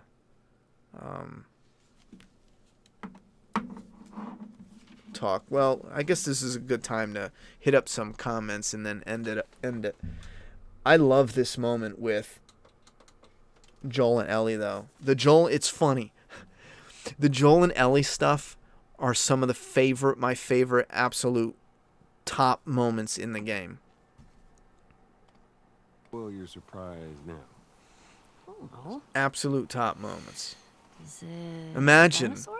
That's a hint of what part 2 could have been. Trying to guess. I ain't. And then we still could have got part 3. I still, Alright, is in my it- gut, believe if we would have just got a part 2, and then Is this part it 2 was part a 3, convertible? I think the entire Not fan gonna base, guess. outside of the YouTubers who are going to cry and whine about agenda, because they're always going to do that, they're still saying that 2 men are having graphic sex scenes in the game, when in reality, it's not graphic and it's not 2 men. You know, it's a woman. She has muscles, but it's still a woman. Okay. And half of them, I bet they know it. You know what I mean? Yeah, that's a fucking hint of what we could have got. But yeah, I don't think they should be allowed to switch characters for trailers. I think that is... What the fuck is the word I'm looking for? I think that is... where you promote something, but it's not quite what it is. You guys know what I mean. I would have liked to play as Tommy up to the point where he was in the sniper tower or when he was about to run into Abby. Hell yeah. I wish Tommy was a playable character. Hell yeah. I agree there. Kyle B with a $5 dono. Honestly, the marketing of this game is unforgivable in my opinion, totally misleading. I agree to a certain degree, Kyle. Thank you very much for the $5. Like I said before, when it shows the different aging, I don't care because it's the same characters. We still got that. But when it swaps Joel for Jesse, that is where... What the fuck is the word I'm looking for? That is where it is... oh my god. You guys know the word I'm looking for. Why wasn't Tommy a playable character? I don't know, bro. What if The Walking Dead had a game like The Last of Us and Red Dead Redemption? Would you want to stay as Rick for the entire game or switch characters? Well, I don't know if you mean the comic or the show. Let's just pretend you mean the comic. Let's just pretend you mean the show. The comic is done. Would I want to stay Rick? I don't know. I guess it depends on what the story is. Because, again, just because Rick is in it doesn't mean the story's going to be good. You know what I mean? I don't know. It depends on the story. So, Khalifa said, can someone get Ronnie's attention to read my comment? You got to repost a comment, brother. You got to repost it. I'm not going to be able to hunt your comment down.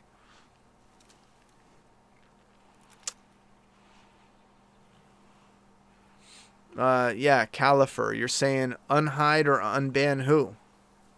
Yeah, everyone can see you.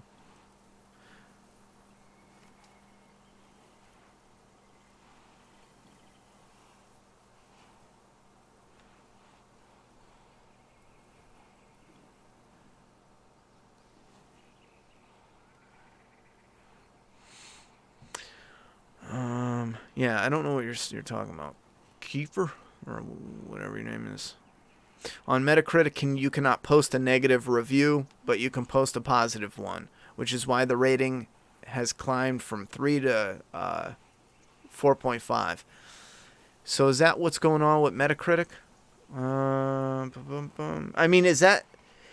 Here's what happens, though, that gets tricky. Chat, let me know, because this happens a lot, where someone says something and no one looks, like goes to Metacritic and looks, and then everyone's saying like something that's not quite accurate.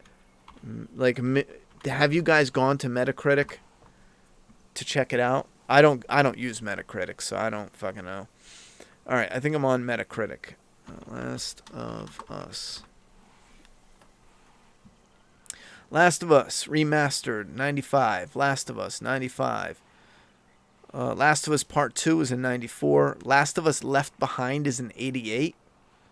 How dare you? I mean, it was DLC. It was kind of cool. I don't know what you guys are smoking. All right, so Metacritic user score is 4.5. It says...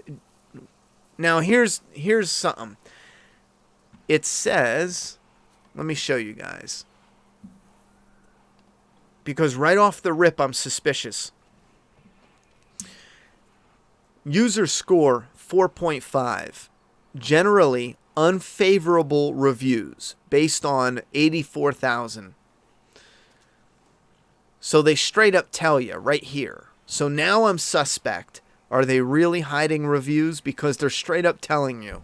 If they were hiding reviews, I don't think they would tell you straight up unfavorable here. These are 106 critic reviews. Yeah, a lot of these critics, it's a tough one to do because some people look at the critic reviews as everyone's paid off. And I think it's more likely that critics are trying to write reviews to impress other critics and to network. You know, not all of them. A big portion of them. Not network how you think, like you're at a party and you're networking, but network in a way to Bam, inside the gameplay. I think that's an old one. Around the piece stability despite no online multiplayer. Can I go? How do you do a review on here? Critic reviews. I love this game. Story's interesting. Gameplay's fire. Soundtrack is lit. Yeah, right here. Positive. Damn. 100 positive critic reviews. 6 mixed. 0 negative. Like I was saying about the critic reviews, you're going to find a combination of different things going on. But a lot of them, like I said, are writing reviews for each other and the industry in itself, not necessarily other gamers. And I guarantee you there's a handful of them that don't want to be that 1 negative, 2 negative, 3 negative. When you have a review like this, if you're the 1 negative, I do believe they are afraid of being singled out for stuff in the future when it comes to Sony, Naughty Dog. Don't tell me it doesn't happen. And then, however, if it's a game where there's 100 positive, 50 mixed, 70 negative, it's easier to get hidden in the whole shebang. So I think someone just doesn't want to be out there. False advertising? No, I was looking for, not false advertising, misleading something. I thought there was a name for it. Do you mean deceptive? No, it's a specific... What the fuck is it? This is the best part of the game. Don't forget to pick up the hat at the beginning in a museum. You skipped it the first time. We'll get some more interaction between the two. Yeah, I'm going to get some. I'll probably play this encounter a few times in my playthroughs. Yeah, I don't believe in the reviewers that want to tone down the gore. Oh my god, shut the fuck up with that shit. Ronnie, are you thinking of bait and switch? I don't know what you mean. Isaiah says, the sex scene with Abby was very disturbing. Just imagine if someone walked in on you and that cutscene happened. I don't give a shit, really. I mean, obviously, I want to make sure my kid isn't walking around, but for like an adult, walks in the room, I've watched some rough shit, I've watched horror movies that had some weird, like if you walked in the middle of Bone Tomahawk when a guy's getting split open from his asshole, it's like, this is graphic, this is disturbing. Bro, it's a lady moaning, it's a ugly lady moaning. I'll be real with you, chat. I don't understand anyone who, I don't know. I don't understand the YouTubers that are running around crying about it. It's an ugly woman moaning. I mean, ugly people have sex too. As far as the idea that she's running around not clean for days, maybe, all that comes into play as like kind of, ooh, bro, really? Weren't we running through like the forest before? I don't know. Anyhow. Oh, we got a $10 dono from Justin at work. But what's up, man? Not much, brother. We're doing a little bit of a final cleanup for The Last of Us. I think I had some notes. Oh, yeah. New DLC or add-on. This is what I wrote down. A mini story of Joel's brutality mixed with settling in at Jackson. Maybe Tess cameo. They repel an attack, and then they track down the 3 separate bases. So that was an idea for DLC or an add-on story. Not officially The Last of Us Part 3, but in all reality, it could be big enough to be The Last of Us Part 3. But imagine the fans that are upset with getting so little Joel and so little... To make it even worse, do you know what Neil Druckmann said in a podcast? He said that they get to Jackson, they're friendly for like the first year or two, and then Ellie goes and finds the truth, and they don't even speak to each other for years, like 2 years. How long are they there? 2? There are 4 total, right? He said they don't even speak to each other for 2 years. He was starting to say that on a podcast, and I was like, please don't fucking say what you're about to say. So it just adds even worse. When you get to that ending and you think of, it doesn't even have to be a happy ending. And the way she snaps at him with the the whole Seth comment with the, bigot biscuit or bigot burger or whatever the fuck it is, it just felt forced to trick the viewer into thinking they left on bad terms.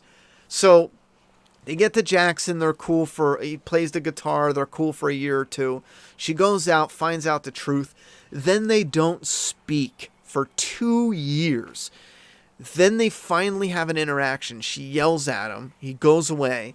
She comes up to his house at nighttime and basically says, you know what, my life was supposed to matter, but I want to start forgiving you. And then he's dead the next day. They make plans to... Bro. I don't know how anyone thinks, like, yeah, that's good. That's good. Let's do that. And again, part of it isn't just being dark and ambiguous and yada yada.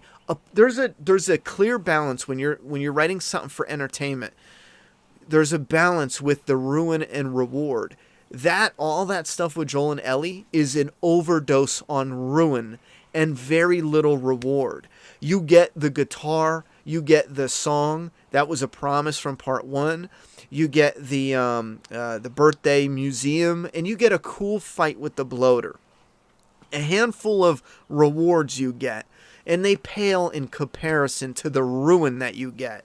The ruin is playing with Abby so long. The ruin is that death. The ruin is them fighting. The ruin is knowing that for most of the time they were living there, Joel and Ellie didn't even fucking speak to one another. It's like, how much worse can you get? So it's an overwhelming balance of ruin versus the reward they have. And I think that's why, for a lot of fans, it just doesn't sit well. Could be fear of losing their early access. I think some fear it. Post a negative review on critically acclaimed game, and we'll upvote it. I don't know what you actually... I know what the words mean, but I'm not sure who you're talking about. If you met the age rec for the game, I think by then you'll see worse. Been wanting to replay it, but find it hard to do multiple reasons. Aggressive sex is a pretty normal thing. Yeah, it's pretty damn normal. Off topic. Saw you recommending Justified a while ago. Just went into season 5. It's great. Yeah, Justified is awesome. These critic reviews are absurd. I do not believe that all this media critics are positive on the game. Pretty sure some are negative as well and are just covering it up.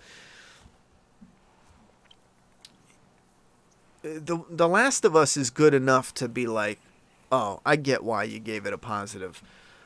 It is, again, outside of that story element and playing Abby too long, the game is really good. And the overly ambiguous ending. So there's 3 parts that really slap it down. 4 if you count Abby as 2. But there's the Joel, Abby being in it so long, away from the characters you love for so long. Abby's friends are flat. There's no real... I didn't get shit from the friends. And the ending is overly ambiguous. Wait. John says, I really like the game. I get the disappointment, but I'm glad it wasn't over the top with fan service, etc. A bittersweet story was kind of fitting. I don't think anyone wants to, or at least I hope people don't want to do over-the-top fan service. I mean, if I could play devil's advocate, I mean, we got a lot of fan service. We just didn't get anything with Joel. You know what I mean? I mean, we got scraps that I ate up and thought were amazing, some of the best parts in the video game. But think about it. Let's think about fan service. They call back to the first game numerous times.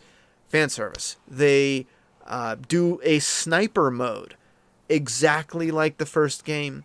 And when you get there, instead of being prepared to take out the sniper, it's Tommy, which was cool, but I actually dug that one. But again, fan service.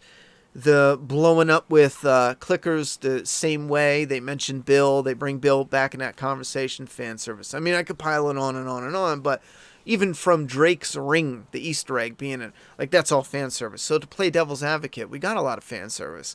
What we didn't get is anything with Joel. The little stuff we did get with Joel, I'm at least happy for one final fight with Joel by your side, and then one touching moment to have. the argument felt like a cheap way to trick the viewer into thinking the last time they talked was yelling at each other. And then it was like, oh no, see, at the very end, I just kidding, they didn't really. But it doesn't help anything because she says they make up, but in reality, it's just so miserable. You know, it's like, fuck, man. Have you finished Uncharted 4 yet? I don't think I ever finished Uncharted 4. Sebastian said it's a love-hate relationship for me for the game. Let me look and see how. I don't have an account on here. So let's look at some of the negative reviews. This isn't a revenge history. Is just a garbage inclusive history. No sense with a lazy script. Just shit to make happy all SJW on the internet. And this is probably the type of review they want to get out. This isn't, let's be real. This isn't a review. This isn't a critique of the game. The game is gorgeous. The sounds are gorgeous. Are they pandering in some ways? Yes, we already explained that. We already went over it. This review right here is dog shit, right? Negative review, that's just someone who probably didn't even play the fucking game. This is number in their name. This review contains spoilers. Click to expand. Character acting wired. The whole trip of Ellie was totally meaningless. The writer was just happy to discuss those old player from part 1 collapse. I don't even know what kind of English that is, but this game is fucking whack. Horrible story. They should have given a better death and a meaningful rather than just getting rid of him 2 hours in. If I could rate the game negative 10 out of 10. Glad I trusted the leaks and saved my $60. You get what you fucking deserve, which is bad reviews. Collapse. And this is why it gets into tricky and taking them down. This person almost definitely didn't even read the leaks. Because he says right here, glad I trusted the leaks and saved my $60. He's reviewing it on the day of the release. He didn't play it. I'm a Psycho fan, and I didn't even finish it on the day of release. So, does that count? Now, I have heard from other streamers like, not streamers, but YouTubers like Mr. H Reviews. I like Mr. H Reviews, but I disagree with his thoughts when it comes to the review score. I think only people who played a game should review it. That only makes sense. You can't review something, but he believes, and if I'm got this wrong, correct me in the comments below, but he believes that it's about the public's general perception, which is something that, made me think about it. And I thought, okay, well, let's do two things, because I do appreciate the public's general perception. We should have a review system that's now two ways. If you've played it, you review it. If you haven't played it, it's another type of review where it goes in a separate column. Because to be honest, I don't want to go to Amazon, and this is where I butt heads with that idea. I don't want to go to Amazon and get an electric razor and have some fucking idiot that didn't use it review it. You know what I mean? Same thing with a movie. If I'm going to get a car, a razor, a fucking the best type of ink, the printer, this, that. If I'm buying anything at a store, I want people who actually purchased it to review it, not just people who have a perception of what it is. And again, I like Mr. H. I just disagree with the idea of public perception completely, because again, they haven't played it. They haven't. Even if they sat and watched the entire game, a gameplay, you're not playing it, but still, that's even better than just reading leaks and judging it. Because I've done a lot of Joel dying and you play as the killer. That immediately sounds terrible. I agree. Is that a Glenn ad? Yeah, it's for Mayhem, I think. I got that. Califer. I don't see your super chat, bro. Excuse me. It's not up on my board. All right, let me see. So, I wonder if I could put in write a review. Let's go over here. Do you need to do anything first before I do this? All right, write a review. Do I check the bottom? Okay, spoilers. Please sign in or create it. Okay, so I have to sign in or create an account. Create an account. Should I just use Facebook? Because I don't give a shit about Metacritic.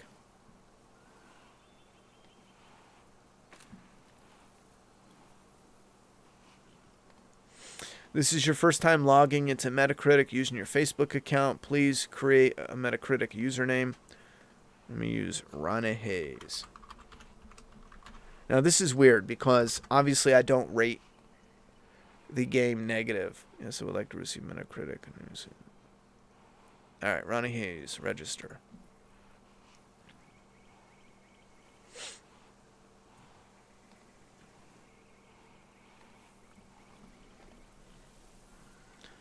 Alright, it looks like I am officially registered, I guess. So let's bring back The Last of Us, and I'll do it on screen. Part 2.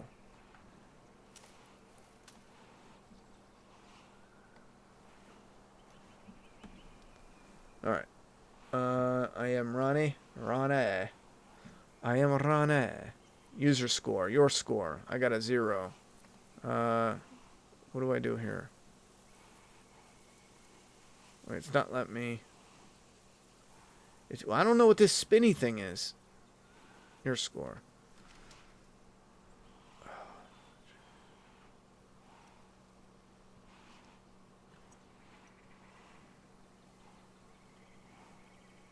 What the fuck, man? What is that goddamn spinny thing?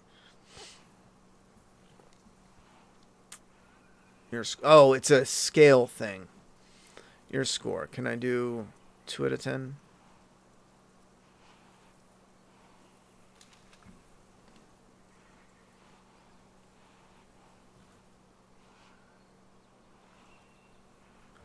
Alright, it doesn't look like it saved my score. How does that work? 9 out of 10? Would that save it? I know that's not the review. I'm just looking. Okay, and that's 2 out of 10. So what the fuck is this doing?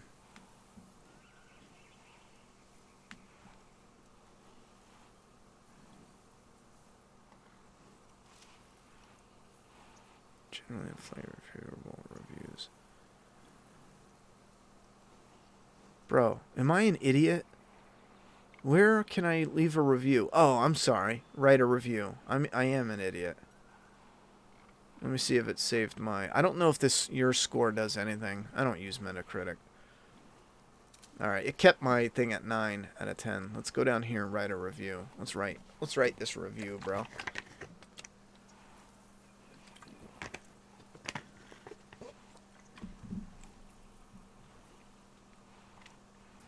Last of Us Part 2.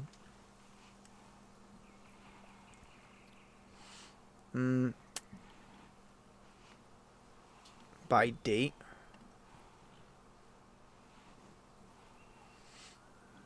Most helpful.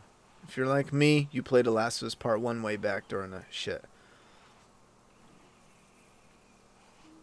Here's someone with June 25th. Now this is by date. So I don't know why it's all over the place. It should be, you know, from the newest reviews. Oh, son of a bitch. I forgot to fucking share that on Facebook. And Twitter. I'm an idiot, man. I forgot to share the Twitter.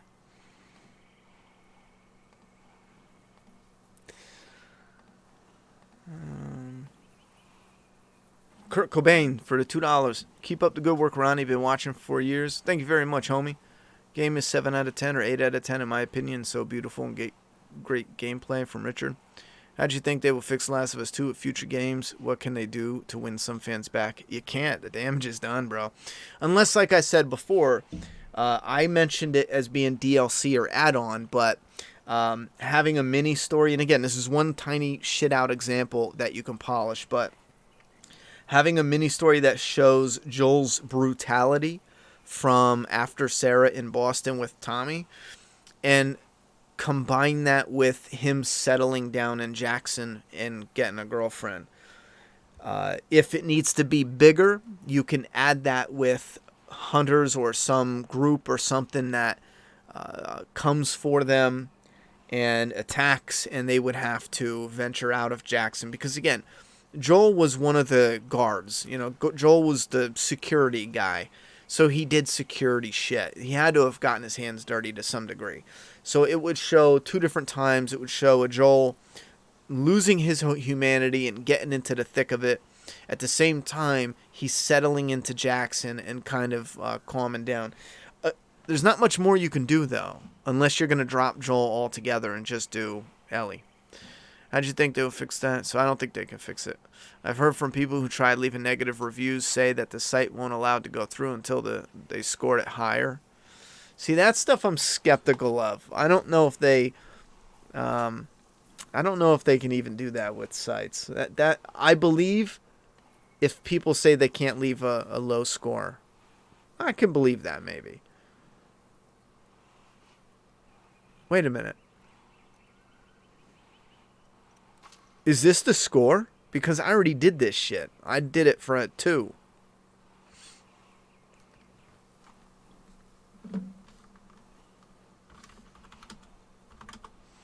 Gain.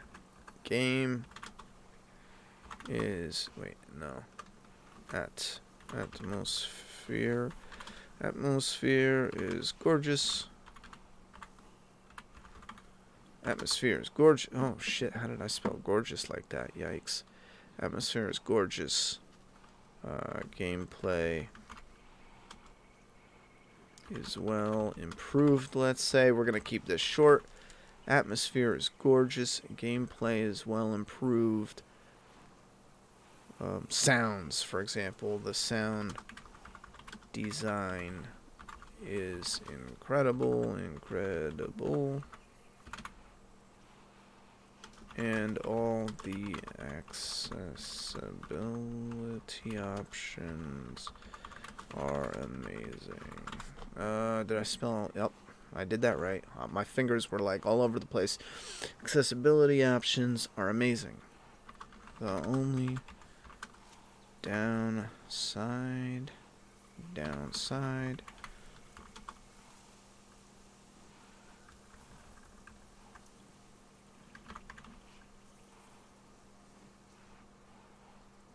And it's a huge one, is the story.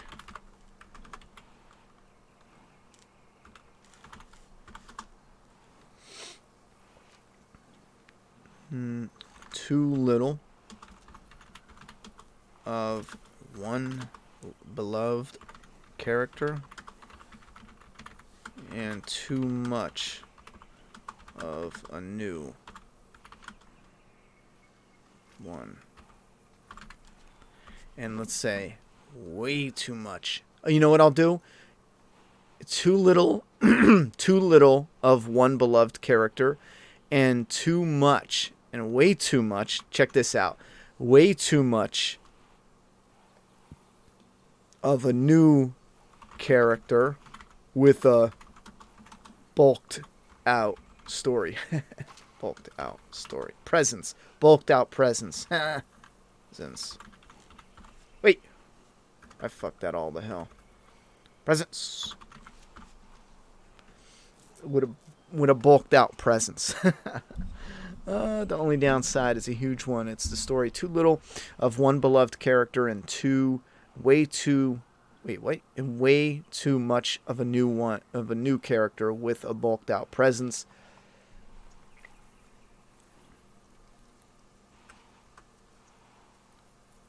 Slapped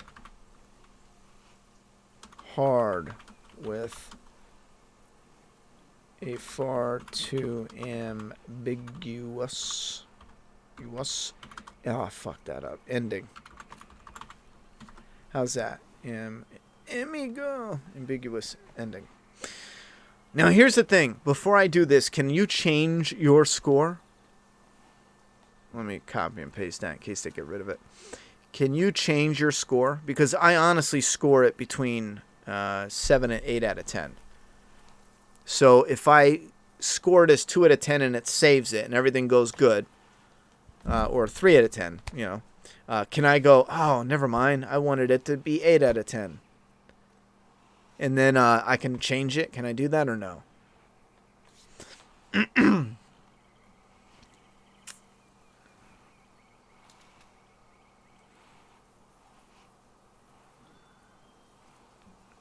Adrian says, how do you think they will fix The Last of Us 2 with future games? What can they do to win some fans? Oh, I already did that one.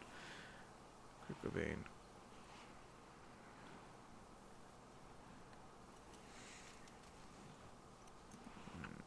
Yeah, it is like reviewing a hooker you haven't piped yet.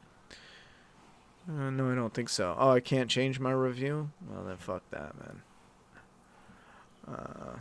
See that? Well, that sucks.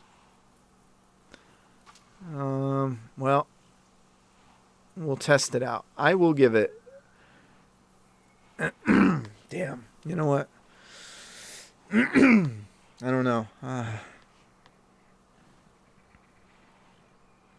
have heard they are not posting all negative reviews.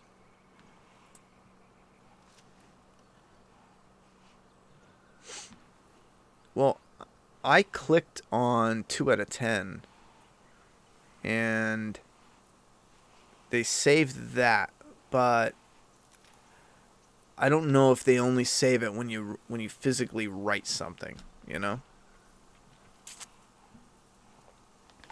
Check spelling, bro. Preview. Spell check suggestions. Gameplay. Oh, gameplay. What's wrong with gameplay? Oh, fuck your spell check.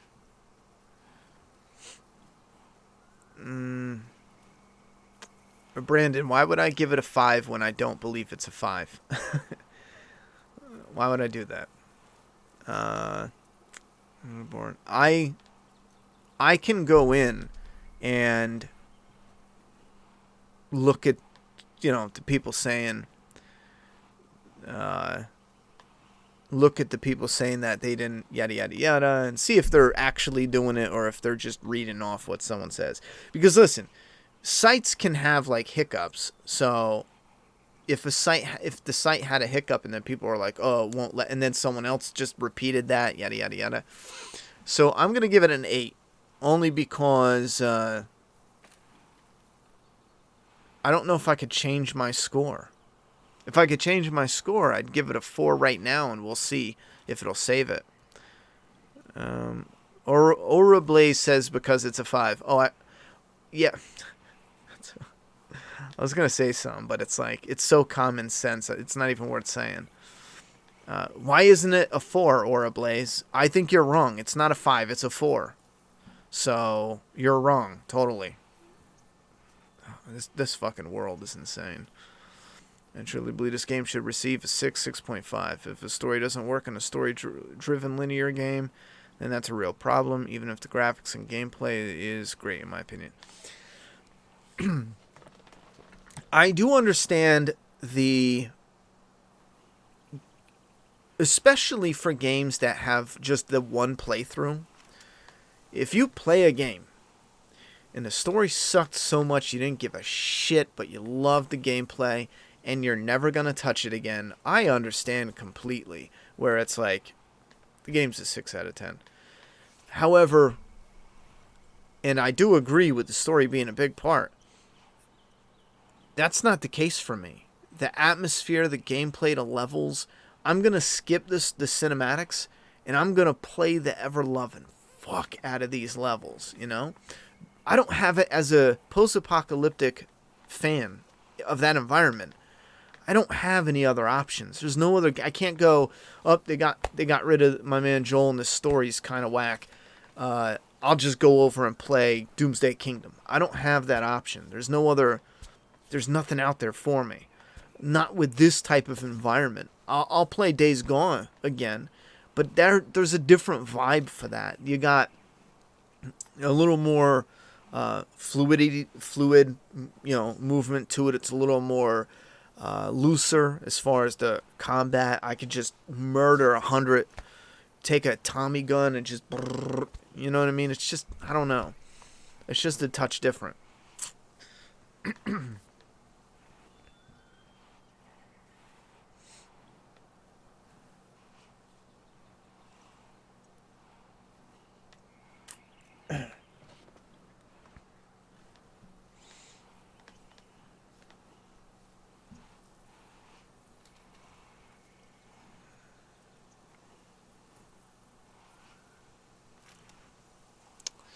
For me, it was the story 100% on why I disliked it. Everything else was fine. I think outside of the story, everything is a masterpiece. I'll use that word just because people get triggered. On some real shit, outside of the story, the rest of this game is friggin' incredible. I mean, absolutely incredible. And again, if you love being on the moon for some reason in your video games, obviously you're going to get a different feeling. You know what I mean? I've had that conversation 10 times and I'm so done with it.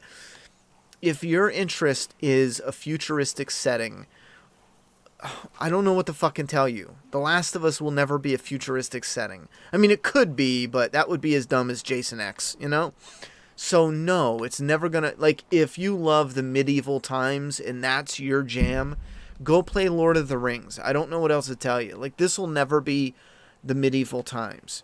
This, for me, is post-apocalyptic, you know, modern day post-apocalyptic. We don't have any other games, again, like this type of clarity, realism, and detail. Even with Days Gone, as much as I love it, it's kind of like a comic book version of, and it's still got tight graphics. It's still, you know what I mean? It's tricky. I might have to pull it up and do a side-by-side because it is a little bit more like comic book than,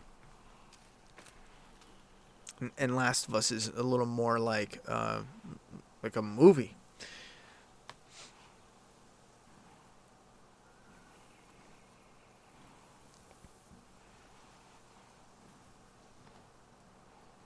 Well, I'm going to rate this. No one knows if you can go back and change it. Thank you very much, TDN Lives On. I appreciate that. Yeah, just ignore the troll. I do. Once I pick up on him, because he's got like 4 different names. Yeah, once I pick up on him, I just, like, it is what it is. Joel's taking a piss. He's so patient.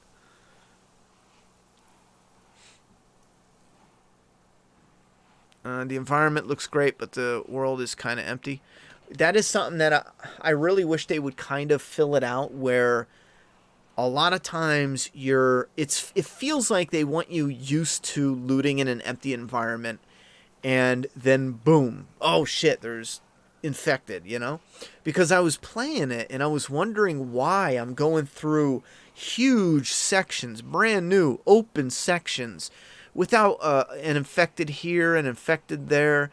And I was actively paying attention. All right, well, why? Because it's a huge strip. I'm going in buildings. I'm pulling out dumpsters. I'm going, and it's not like after I killed them. This is all before I even get to an area with bad guys, let alone infected. And that comes later. But this huge friggin' strip of area where I'm just looting. And I always wondered, well, how come there isn't like one infected here and then maybe one there? Maybe if you trigger them, it triggers more of the bad guys, and then it becomes a cluster. Maybe there was like a tiered way they did it where it was just smoother gameplay wise. And then I also got to think, maybe it's also because once you get looting, you get in this kind of cycle where you kind of let your guard down. You stop focus on what's around the corner. And that's where it's like, boom, here's clickers. So it's kind of a 2-part where I would be interested in hearing what they have to say as far as not putting enemies or infected. I wish there was more infected around the open areas of the map. I would definitely love to hear what they say, because it does feel like they're purposefully doing something about keeping them out of there. Whether it's just how it fits or... Alright, we are going to go with a 7 out of 10 and check it. If I can change it, we'll test like a 3 out of 10. Let's submit and see.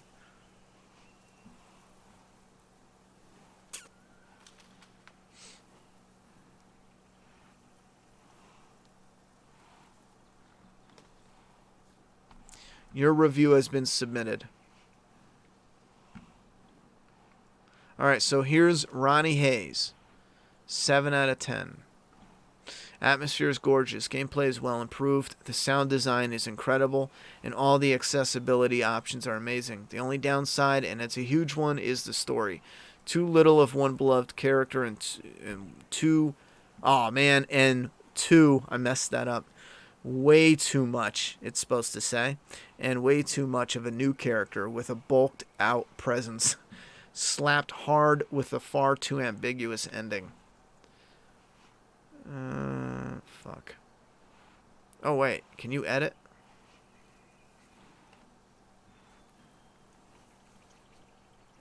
Is that what that means? Edit. Oh, shit. You can edit. Okay. I want to do... Wait, no. Let's do... No. Why is it giving me 4 red blocks when it says 3? Okay, here we go. And too little of one character and way too much. Cut. And way too much. Paste. Way too much of another character with a bulked out presence is 4. Alright, 4 out of 10 is. Alright, so we're about to give it a bad rating.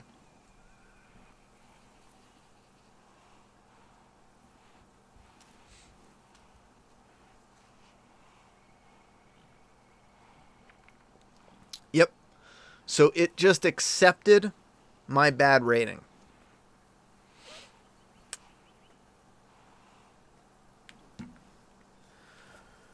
So we were told Metacritic is not accepting bad scores. That's what we were told. Yet this person did today. The Last of Us 2 is crap. They did it. The game looks incredible. That's why I gave it a 1. The story is terrible. You took a great game and turned it to poop. This is a bullshit review. I mean, I'm not big on tearing down reviews, but you could tell this is a bullshit review. I mean, let's be real. Honestly, the graphics are the best the PlayStation has ever, yada yada yada. The story is what matters the most in Naughty Dog, yada yada yada.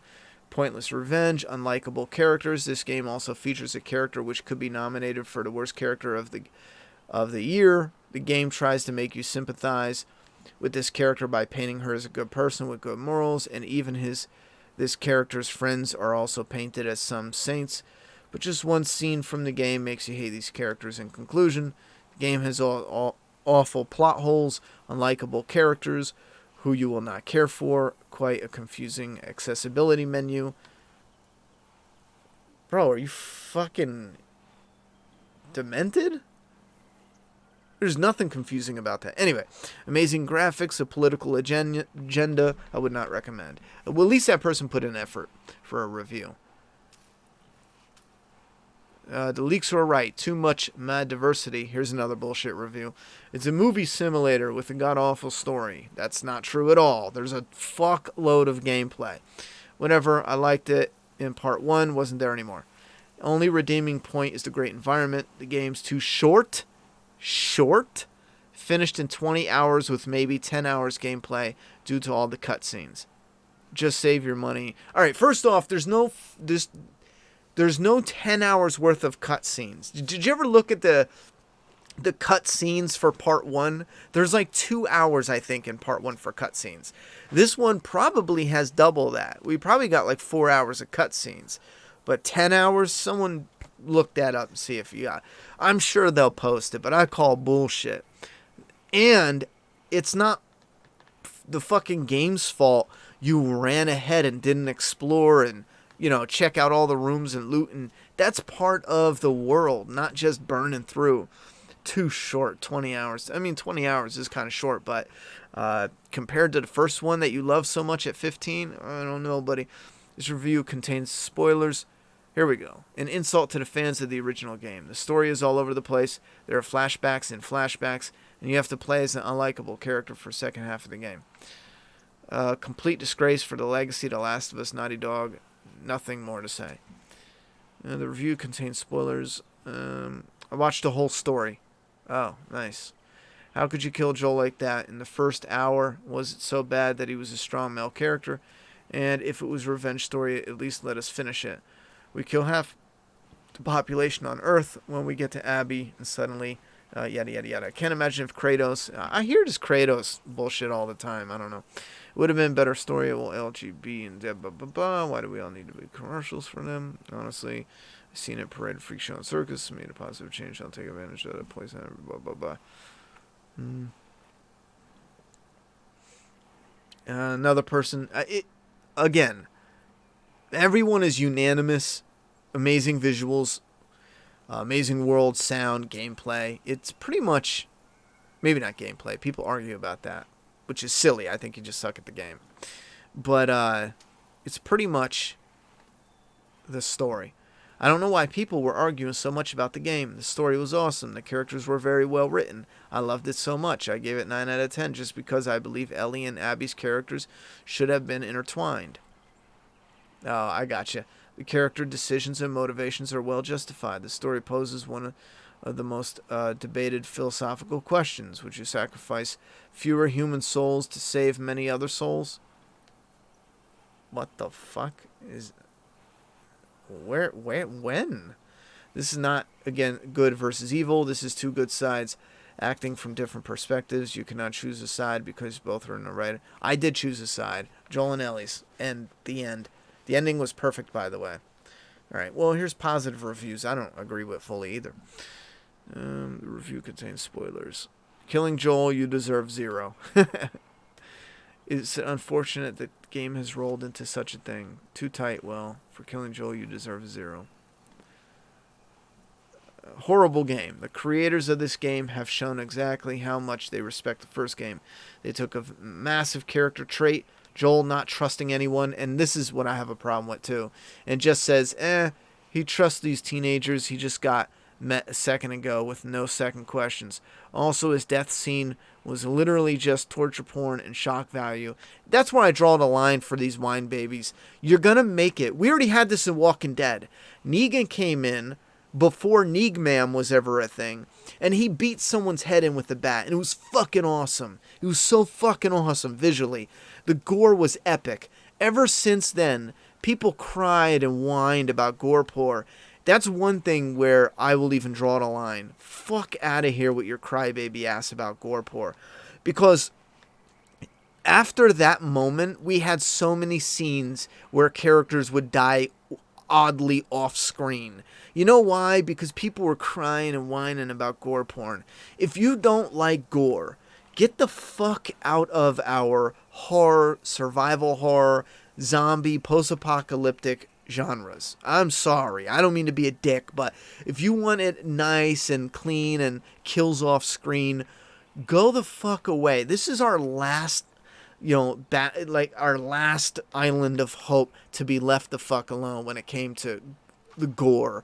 It's one thing that used to make horror movies so interesting, especially zombie movies. You didn't get it because you wanted to love the characters. You got it because you wanted to see how cool they made it look, having someone's guts ripped out of their body with bare zombie hands. Anyway, also his death is literally just torture porn, blah, blah, blah, sending off a main character. Naughty Dog is full of hypocrites who will blank and moan about realistic proportions and female bodies, but then they go and make their main character the size of a linebacker with the body type to match. Physically impossible for a girl in post-apocalyptic world. Well, they proved how that's actually possible in the game, so build that much muscle mass, let alone find the time and nutrients to maintain it. Again, they showed why. I'm literally infuriated that I avoided the leaks. I would have had a better entertainment if I just burned the money in front of myself, and that's absolutely bullshit. Good graphics, though. Really saw the blood splatter on the golf club. Yeah, the muscle thing is the better argument should be made that it would be a part of her character and her story and people talking. It would be brought up. To have it not brought up is clearly them avoiding bringing it up. I've been around bodybuilders, and if we have anyone who is a bodybuilder in the chat, holler at the truth to that. Is that a part of your daily life? Or if you know people? Because that's an important part in our life.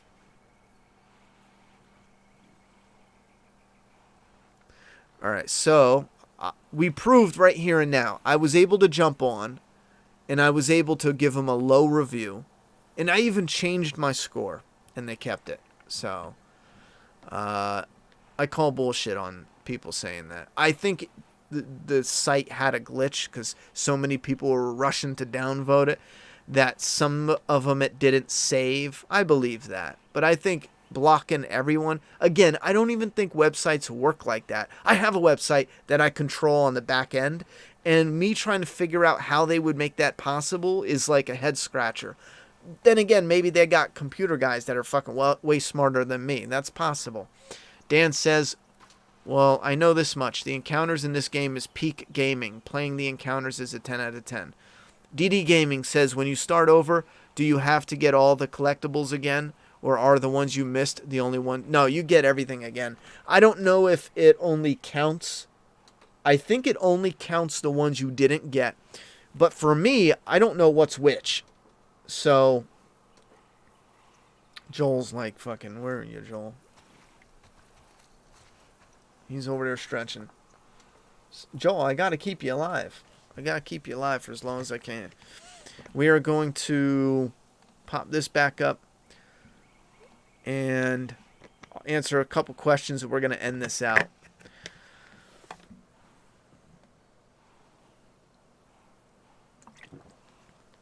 Ronnie, did you know originally Joel's last word is Sarah? Yeah. I didn't like that, to be honest, because it's literally more of a ripoff. And this is why I believe they straight just ripped off The Walking Dead. When Glenn gets his head cracked in, his brain's so damaged, all he says is Maggie. Now think about it. Joel gets his head cracked in and he says Sarah. It's 100% now a full ripoff. Before it was like, okay, it was kind of similar, but not with a baseball bat. You know what I mean? Having the character, I mean, come on, that's way too fucking similar. But I do agree with Troy Baker, who said it was a little too on the nose.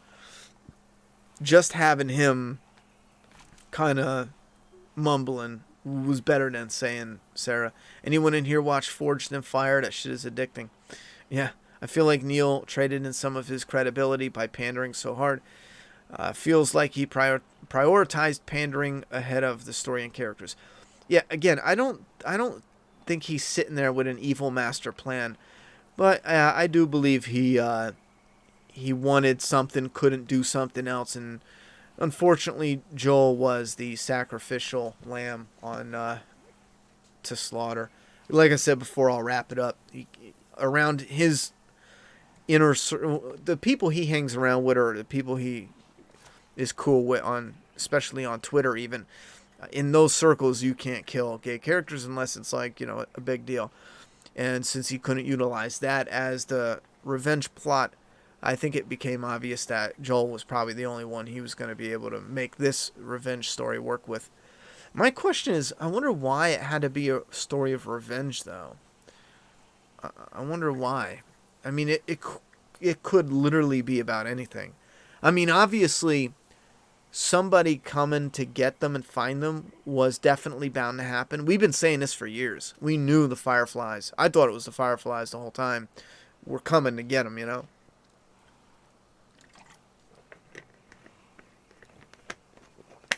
And essentially it was the Fireflies, but it was like ex-Fireflies and kids of Fireflies.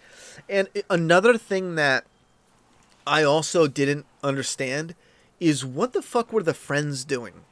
Because I would have thought they would have had all of those people there were, sons and daughters of Fireflies and doctors. Imagine that. Every single one of them. It no longer makes Ellie or Abby important, but now it at least spreads a lot of the blame further on. Having Abby be the main one kind of zeroes in the focus on Abby, even though they were all involved to some degree. But having them all, I think in a way it's kind of like, oof, And then when you flash back, we got Abby with the zebra and her dad. I just don't understand why we didn't have like some little version where it's all her young friends hanging out around her dad, and her dad is kind of like the one to allow the whole friends come over, open house type of thing, and the friends are there. They love the dad too, like a second dad. It just adds extra depth to all of them being there. Right now in the game, unless I missed something, it's simply some of them are friends with her, and some of them it's kind of like, they know they're friends of friends. Like Mel is kind of not really friends, but only friends because Owen and Mel are together. Okay. And then the guy who gets killed first by Tommy, which I'll be real with you, I totally forgot about him until the second playthrough. He's kind of he's forgotten about completely. He's forgotten about, he's never mentioned. It's just kind of like, yikes. So having all of the people there just there for Abby made it real weird for me, yo. Real weird, not a good way. Troy Baker deserved better. When I look at his streams and the way he talks, he looks really sad about what they did to his character. He really had much for it.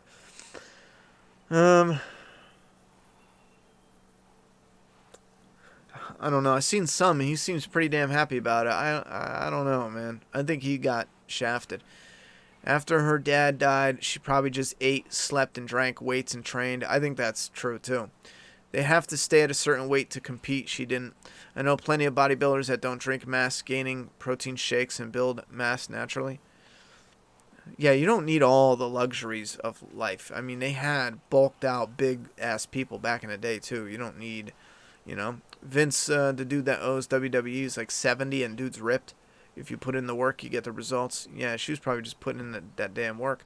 Zombies in media are a representation of the very audience obsessed with them and the mindless decline of art and society.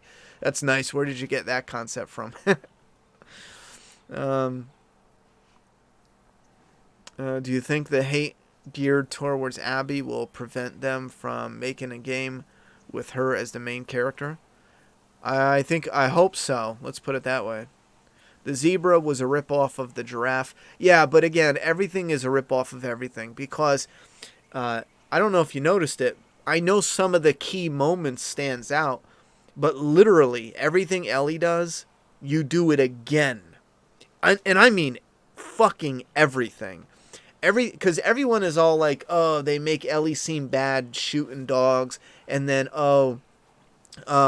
Abby is good because she pets dogs. I don't know what the fuck you guys are talking about. In the very beginning of the goddamn game, when you're leaving Jackson, Ellie pets the damn dog. The fucking dog where the guy's sitting there with the banjo. The connection with that dog, they have it different down the line. But you start as Ellie in part 2, you pet a dog. You start as Abby in part 2, you pet a dog. They literally have it so it's identical. Now, yes, do they use manipulation shit for certain things like finding coins? It's tricky because some of that you need, but then some people are like, oh, it's bad, it's manipulative. Well, if you break it down, all storytelling is manipulating you to try to get you to feel an emotion. You don't think the giraffe in part 1 is manipulative? Come on, man. If that scene was in part 2, you would call it manipulative. It's either weak or it's strong. I mean, it can be overly manipulative, which, sure. And there's just some scenes that felt like that. However, the coins that Abby finds is supposed to connect you to her dad. You know what I mean? Because that shit is fucked up. But also killing a little girl in her sleep is fucked up. Let's not forget. I've lifted weights for 10 years. I can guarantee that woman don't get as muscular as Abby without taking roids. Common steroids used by women are Anavar and Winstrol. I don't know about roids, to be honest. I mean, that's out of my wheelhouse. I do know, and I can admit I forgot about it. But the friends I spoke about, they definitely used some type of roids, yeah. And not all the time, either. I mean, the one I know, or I knew well, it wasn't a lot. But still, yeah, it's there. What do you mean not allowed to kill gay characters? Like Neil would be assassinated if he did, because it would upset people. Boo fucking who. Well, I don't know if you're asking to be serious or you're just mad that that's true, but in his circle of people he surrounds himself with, I'm assuming in real life as well as on Twitter, when a gay character is killed, they freak the fuck out. It's like the end of the world for them. They call the whole production sexist and bigoted and it's a whole ordeal. We go through it all the time on The Last of Us. I'm sorry, on The Walking Dead. When what's her name was killed, when Jesus was killed, every time a gay character dies, it is fucking shit hits the fan for a minute. With The Walking Dead, it's not so bad because they got so many.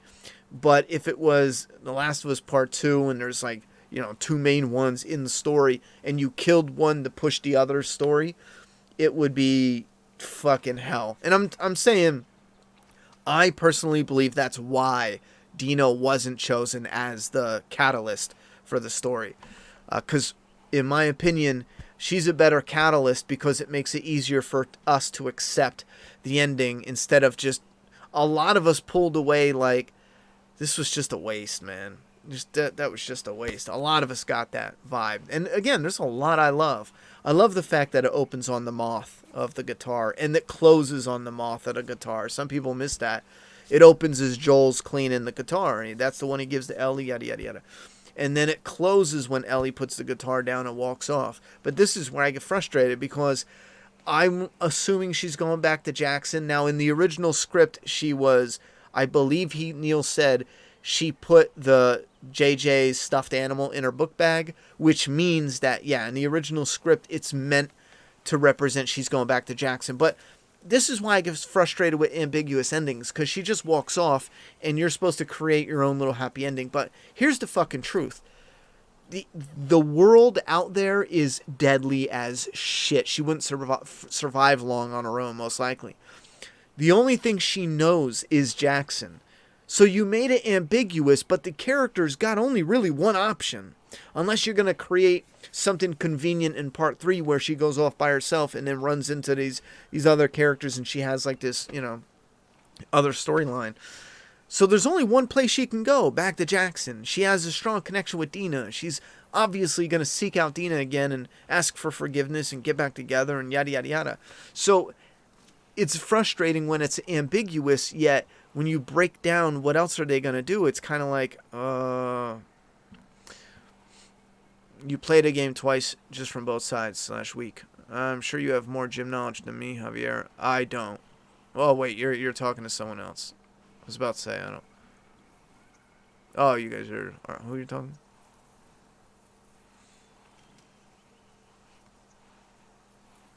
Oh, yeah, Javier, just for clarity, the one girl I was talking about, I'm sorry, the one weightlifter I was talking about, it was a girl. You know, like, just for fucking clarity on that. And she was big as shit. Like, we used to fucking make fun of her and another friend of mine who had jacked arms. And, I don't want to talk about it. But it was a girl. It wasn't like, you know. I don't understand. I might be reading your stuff wrong, but you sound like women can't get that big. But she was actually modeled after, like, an actual real woman. I know it's in today's world and roids and whatever.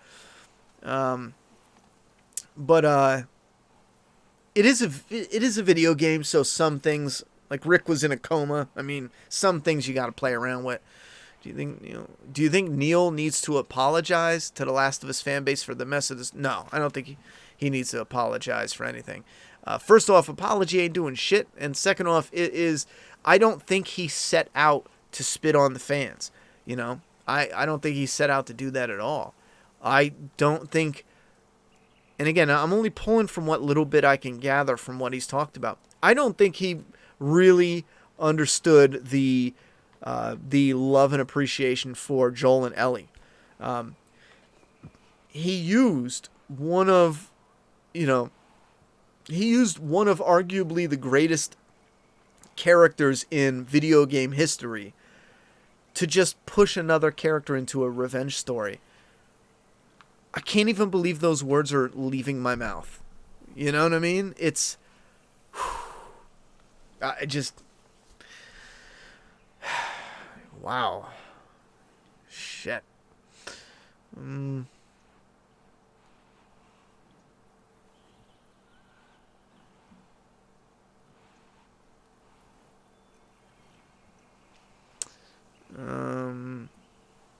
And then J-Dog says, so let them freak out and tell the story you want to tell, or cave in to bullying tactics and lose your integrity. The latter is some bitch. Yeah, J-Dog, you're preaching to the choir. Just because I know it doesn't mean I accept it. You know what I'm saying? I am 100% story first. The story bows to nothing. So I am going to put gay characters in Doomsday Kingdom, and I'm going to kill the fuck out of them. Brutally. I mean, viciously. Why? Because I think some people would think that's fucking awesome. They have the representation there, but they don't get left out. Like, everyone prances around them like, oh, you can't kill gay characters. No, it's fucking awesome when you get a character that has an awesome, gory, vicious, iconic death. You know? Why would you leave the gay community out of that? They want to be included, right? So they are either in or they're out. In Doomsday Kingdom, which is right here on the screen, back it, because with this, you're in. You know, I put characters in here that have a yada, yada, yada. I don't got an agenda, but we do have variety, which means you're going to get all types of characters, and I don't bow to anybody. If the character is ready to go, if the story demands it, that character is fucking gone, you know? I'm just letting you know what I believe was part of what went on during the process of picking it. And again, I don't think Neil's sitting back, I think it's simply like, kind of like a, you know, well, I can't really do that, or that wouldn't work out so good. Because again, he wants to show that lesbian relationship. He got slammed by his people on having the lesbian romance in the DLC. And that's, again, why I truly believe, and it all connects together. The golf club, the get rid of him early on, using him as the catalyst. I'm not saying it's right, but that's what I believe. But it is what it is. I might make a small video on it, and then that's it. Neil needs to apologize for his false copyright strikes. No, he doesn't. Not my opinion. The story is in the queen of the chessboard, bruh. The story is the queen of the chessboard. Sure. Yeah, as far as apologies, I don't think anyone really gives a fuck. Let's be real. And second off, I've dealt with companies like when people made fun of Naughty Dog or Sony, I think it was, for DMCA their own trailer. It just goes to show that some people on YouTube just don't have any concept of what that happens a lot. Like companies DMCA claiming their own shit. I mean, it may not happen a lot, but it happens often because there's different things you can and can't do, and can and can't show, and areas you can and can't show it. Even if you're like, let's say Sony has a contract with this particular trailer to put it out in Europe. If they accidentally release it in the US, just as an example, they need to claim their own shit and counter their own shit because it has a content restriction in a different area, like geographical. What most likely happened is the company they hired to do all their copyright shit just fucked up and DMCA'd their own selves. Like I said before, that happens. I was talking with the Skybound team, and they got popped by AMC for Walking Dead shit. You know, it's not like, oh, they're stupid, they're popping themselves. No, they outsourced to different companies. So some fucking asshole just, I don't know, fucked it up, or automated system fucked it up. It's a number of things, but it wasn't like, and that runs into some YouTubers that get unfortunately caught up in it. If you get slammed by this company, sometimes you deserved it, sometimes you didn't. And if you didn't deserve it, I would prefer if they corrected that as soon as possible and made sure to the best of their ability it didn't happen again, because that's not right. If you don't deserve it, they shouldn't knock you for it. All right, let's wrap this up because I was talking way too long. And we are at $5,915. So I am through the roof because that means we got 12 days to get to 7K. If we get to 7K, we get these fucking free bookmarks. And this is how independent this is. I the creator and writer of Doomsday Kingdom don't even get these awesome bookmarks if we all don't hit the goal. You know, like, that's how independent we are.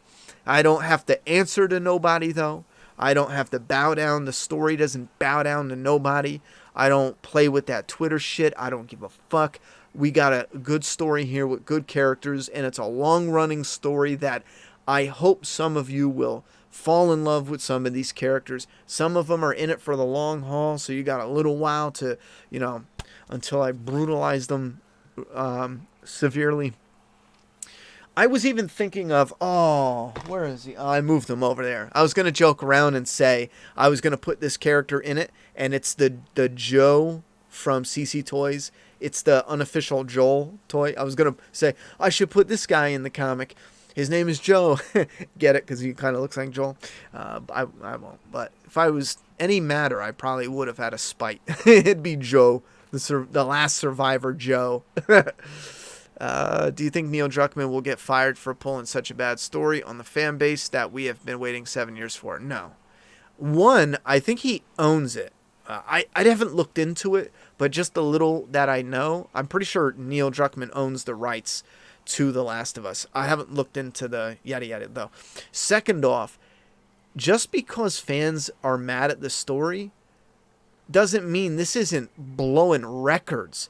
And that's another thing I saw a YouTuber say, and it's a YouTuber I liked, did a video talking about, oh my god, Last of Us has only been out a couple days, and there's already used copies showing up at GameStop. And I'm like, oh my god, bro, is this real? That's all the fucking time with any fucking video game that comes out.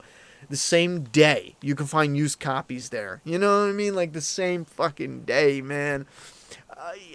I'm not surprised, because there's these people. I have a friend that will buy a game, play the fuck out of it, burn it, you know, like burn through it, not burn it, burn through the bitch, and just bring it right back, you know, because I'm almost positive some of those trade-in stores, they do like a special, I forget what it is, but it's like $50, you know, $50 trade-in or whatever, and then they sell it for $55, they make their little $5 on each, and I forget the gimmick. If you guys worked at GameStop, I'm pretty sure they do it too. But on the first day, second day, you could bring in your copy and get mad shit for it. So they'll burn the fuck out of it and then bring it in.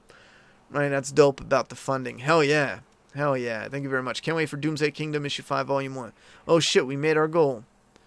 Oh yeah, for those who don't know, we made our $5,000 goal.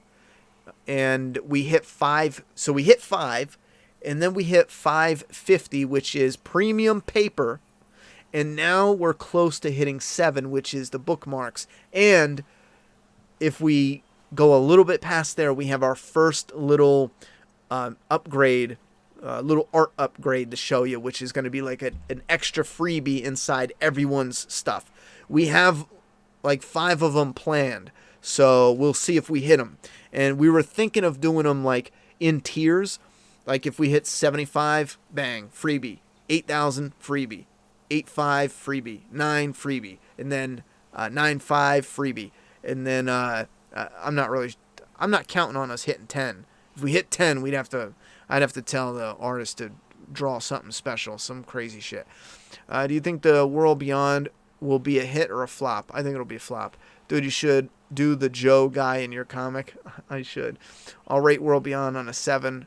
Pre-watching it, still, it'll have connective tissue. Yeah, maybe. I want the bookmarks. Let's make it happen. Hell yeah.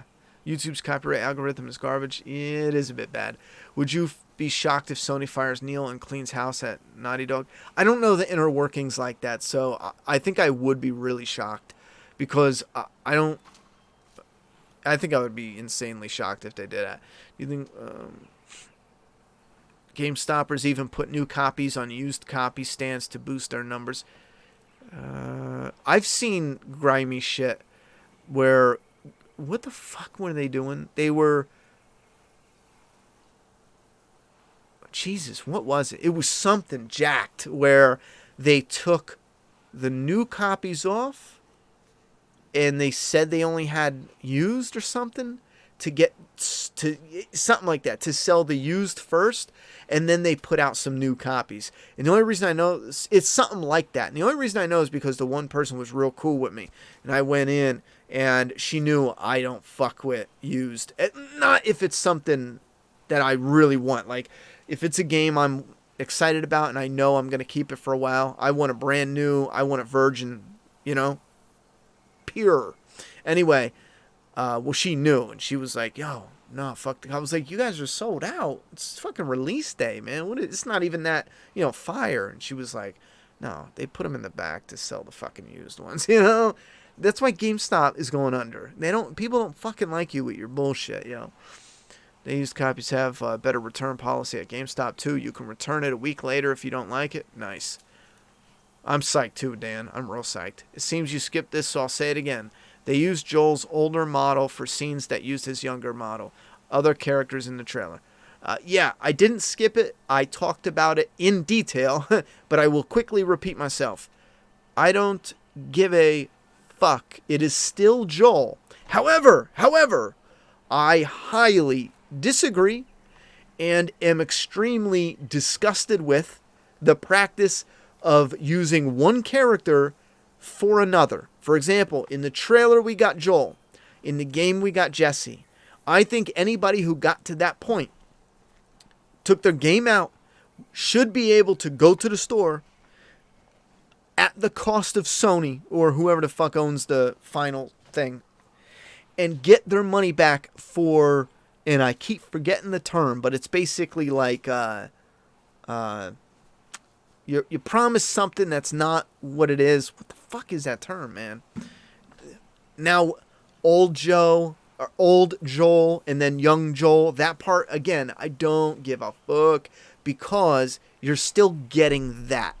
I don't care if they fooled you into thinking Joel was in the older, I would have been more excited if they showed young Joel. Yeah, I probably would have been like, fuck it. When they showed classic Joel and Ellie, for a moment there, I was like, please don't just be the opener. It was, but still, I was like, give us one scene with classic. They did, but not dressed like classic. So it was kind of like because we were Ellie and Joel in the classic, but Joel had a little bit of a different shirt on, and Ellie had a totally different shirt on.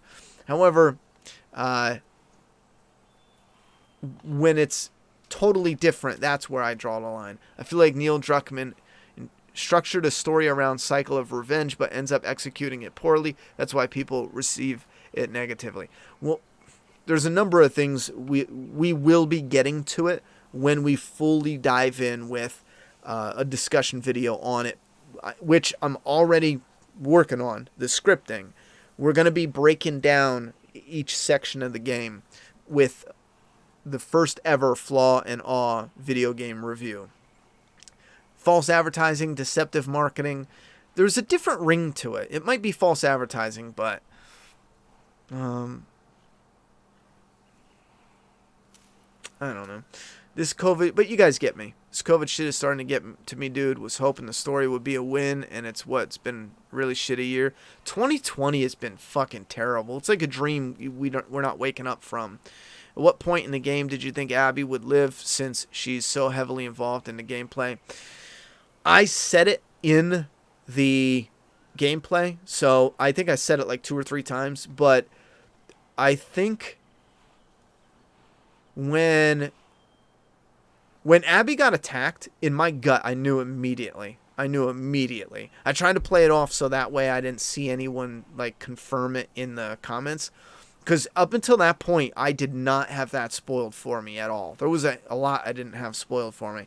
I only caught 2 pieces of shrapnel, which didn't matter because we play Abby in the very beginning. I had that spoiled for me that we play some other character that wasn't Joel. Anyway, yeah, just based on story beats, right when Abby got clobbered. Now, it was a surprise that she was going to be not muscular.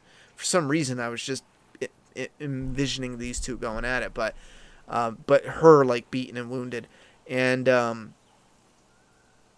I thought they were gonna kill Ellie when she pierced her side, because Joel pierced his side, in the first one, and now it was Ellie's turn. Now I see what they did there, but I really thought they were going to take her out and leave Abby alive. Like, she gives her life to let Abby and Lev go, and I was like, I didn't even want to say the words.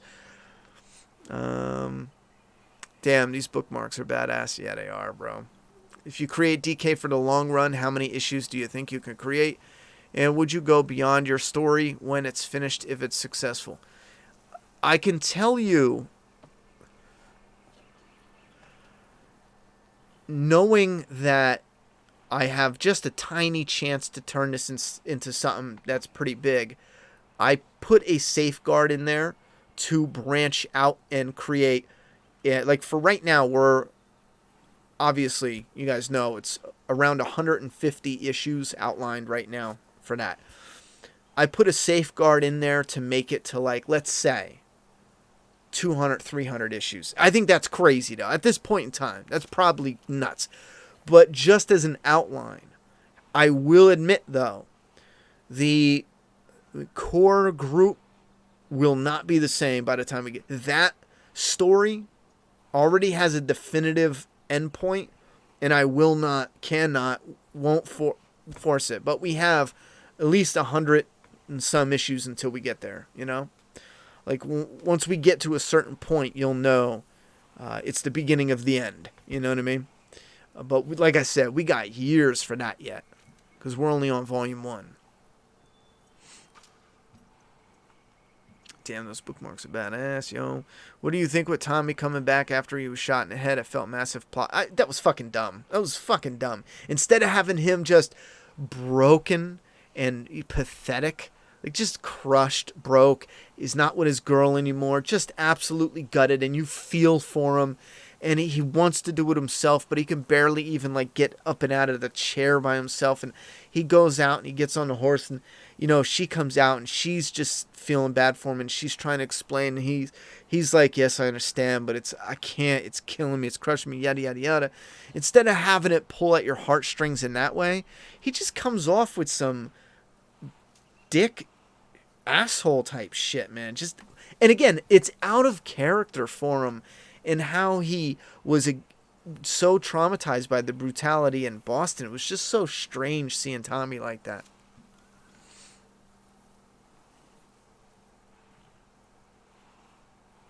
Yeah.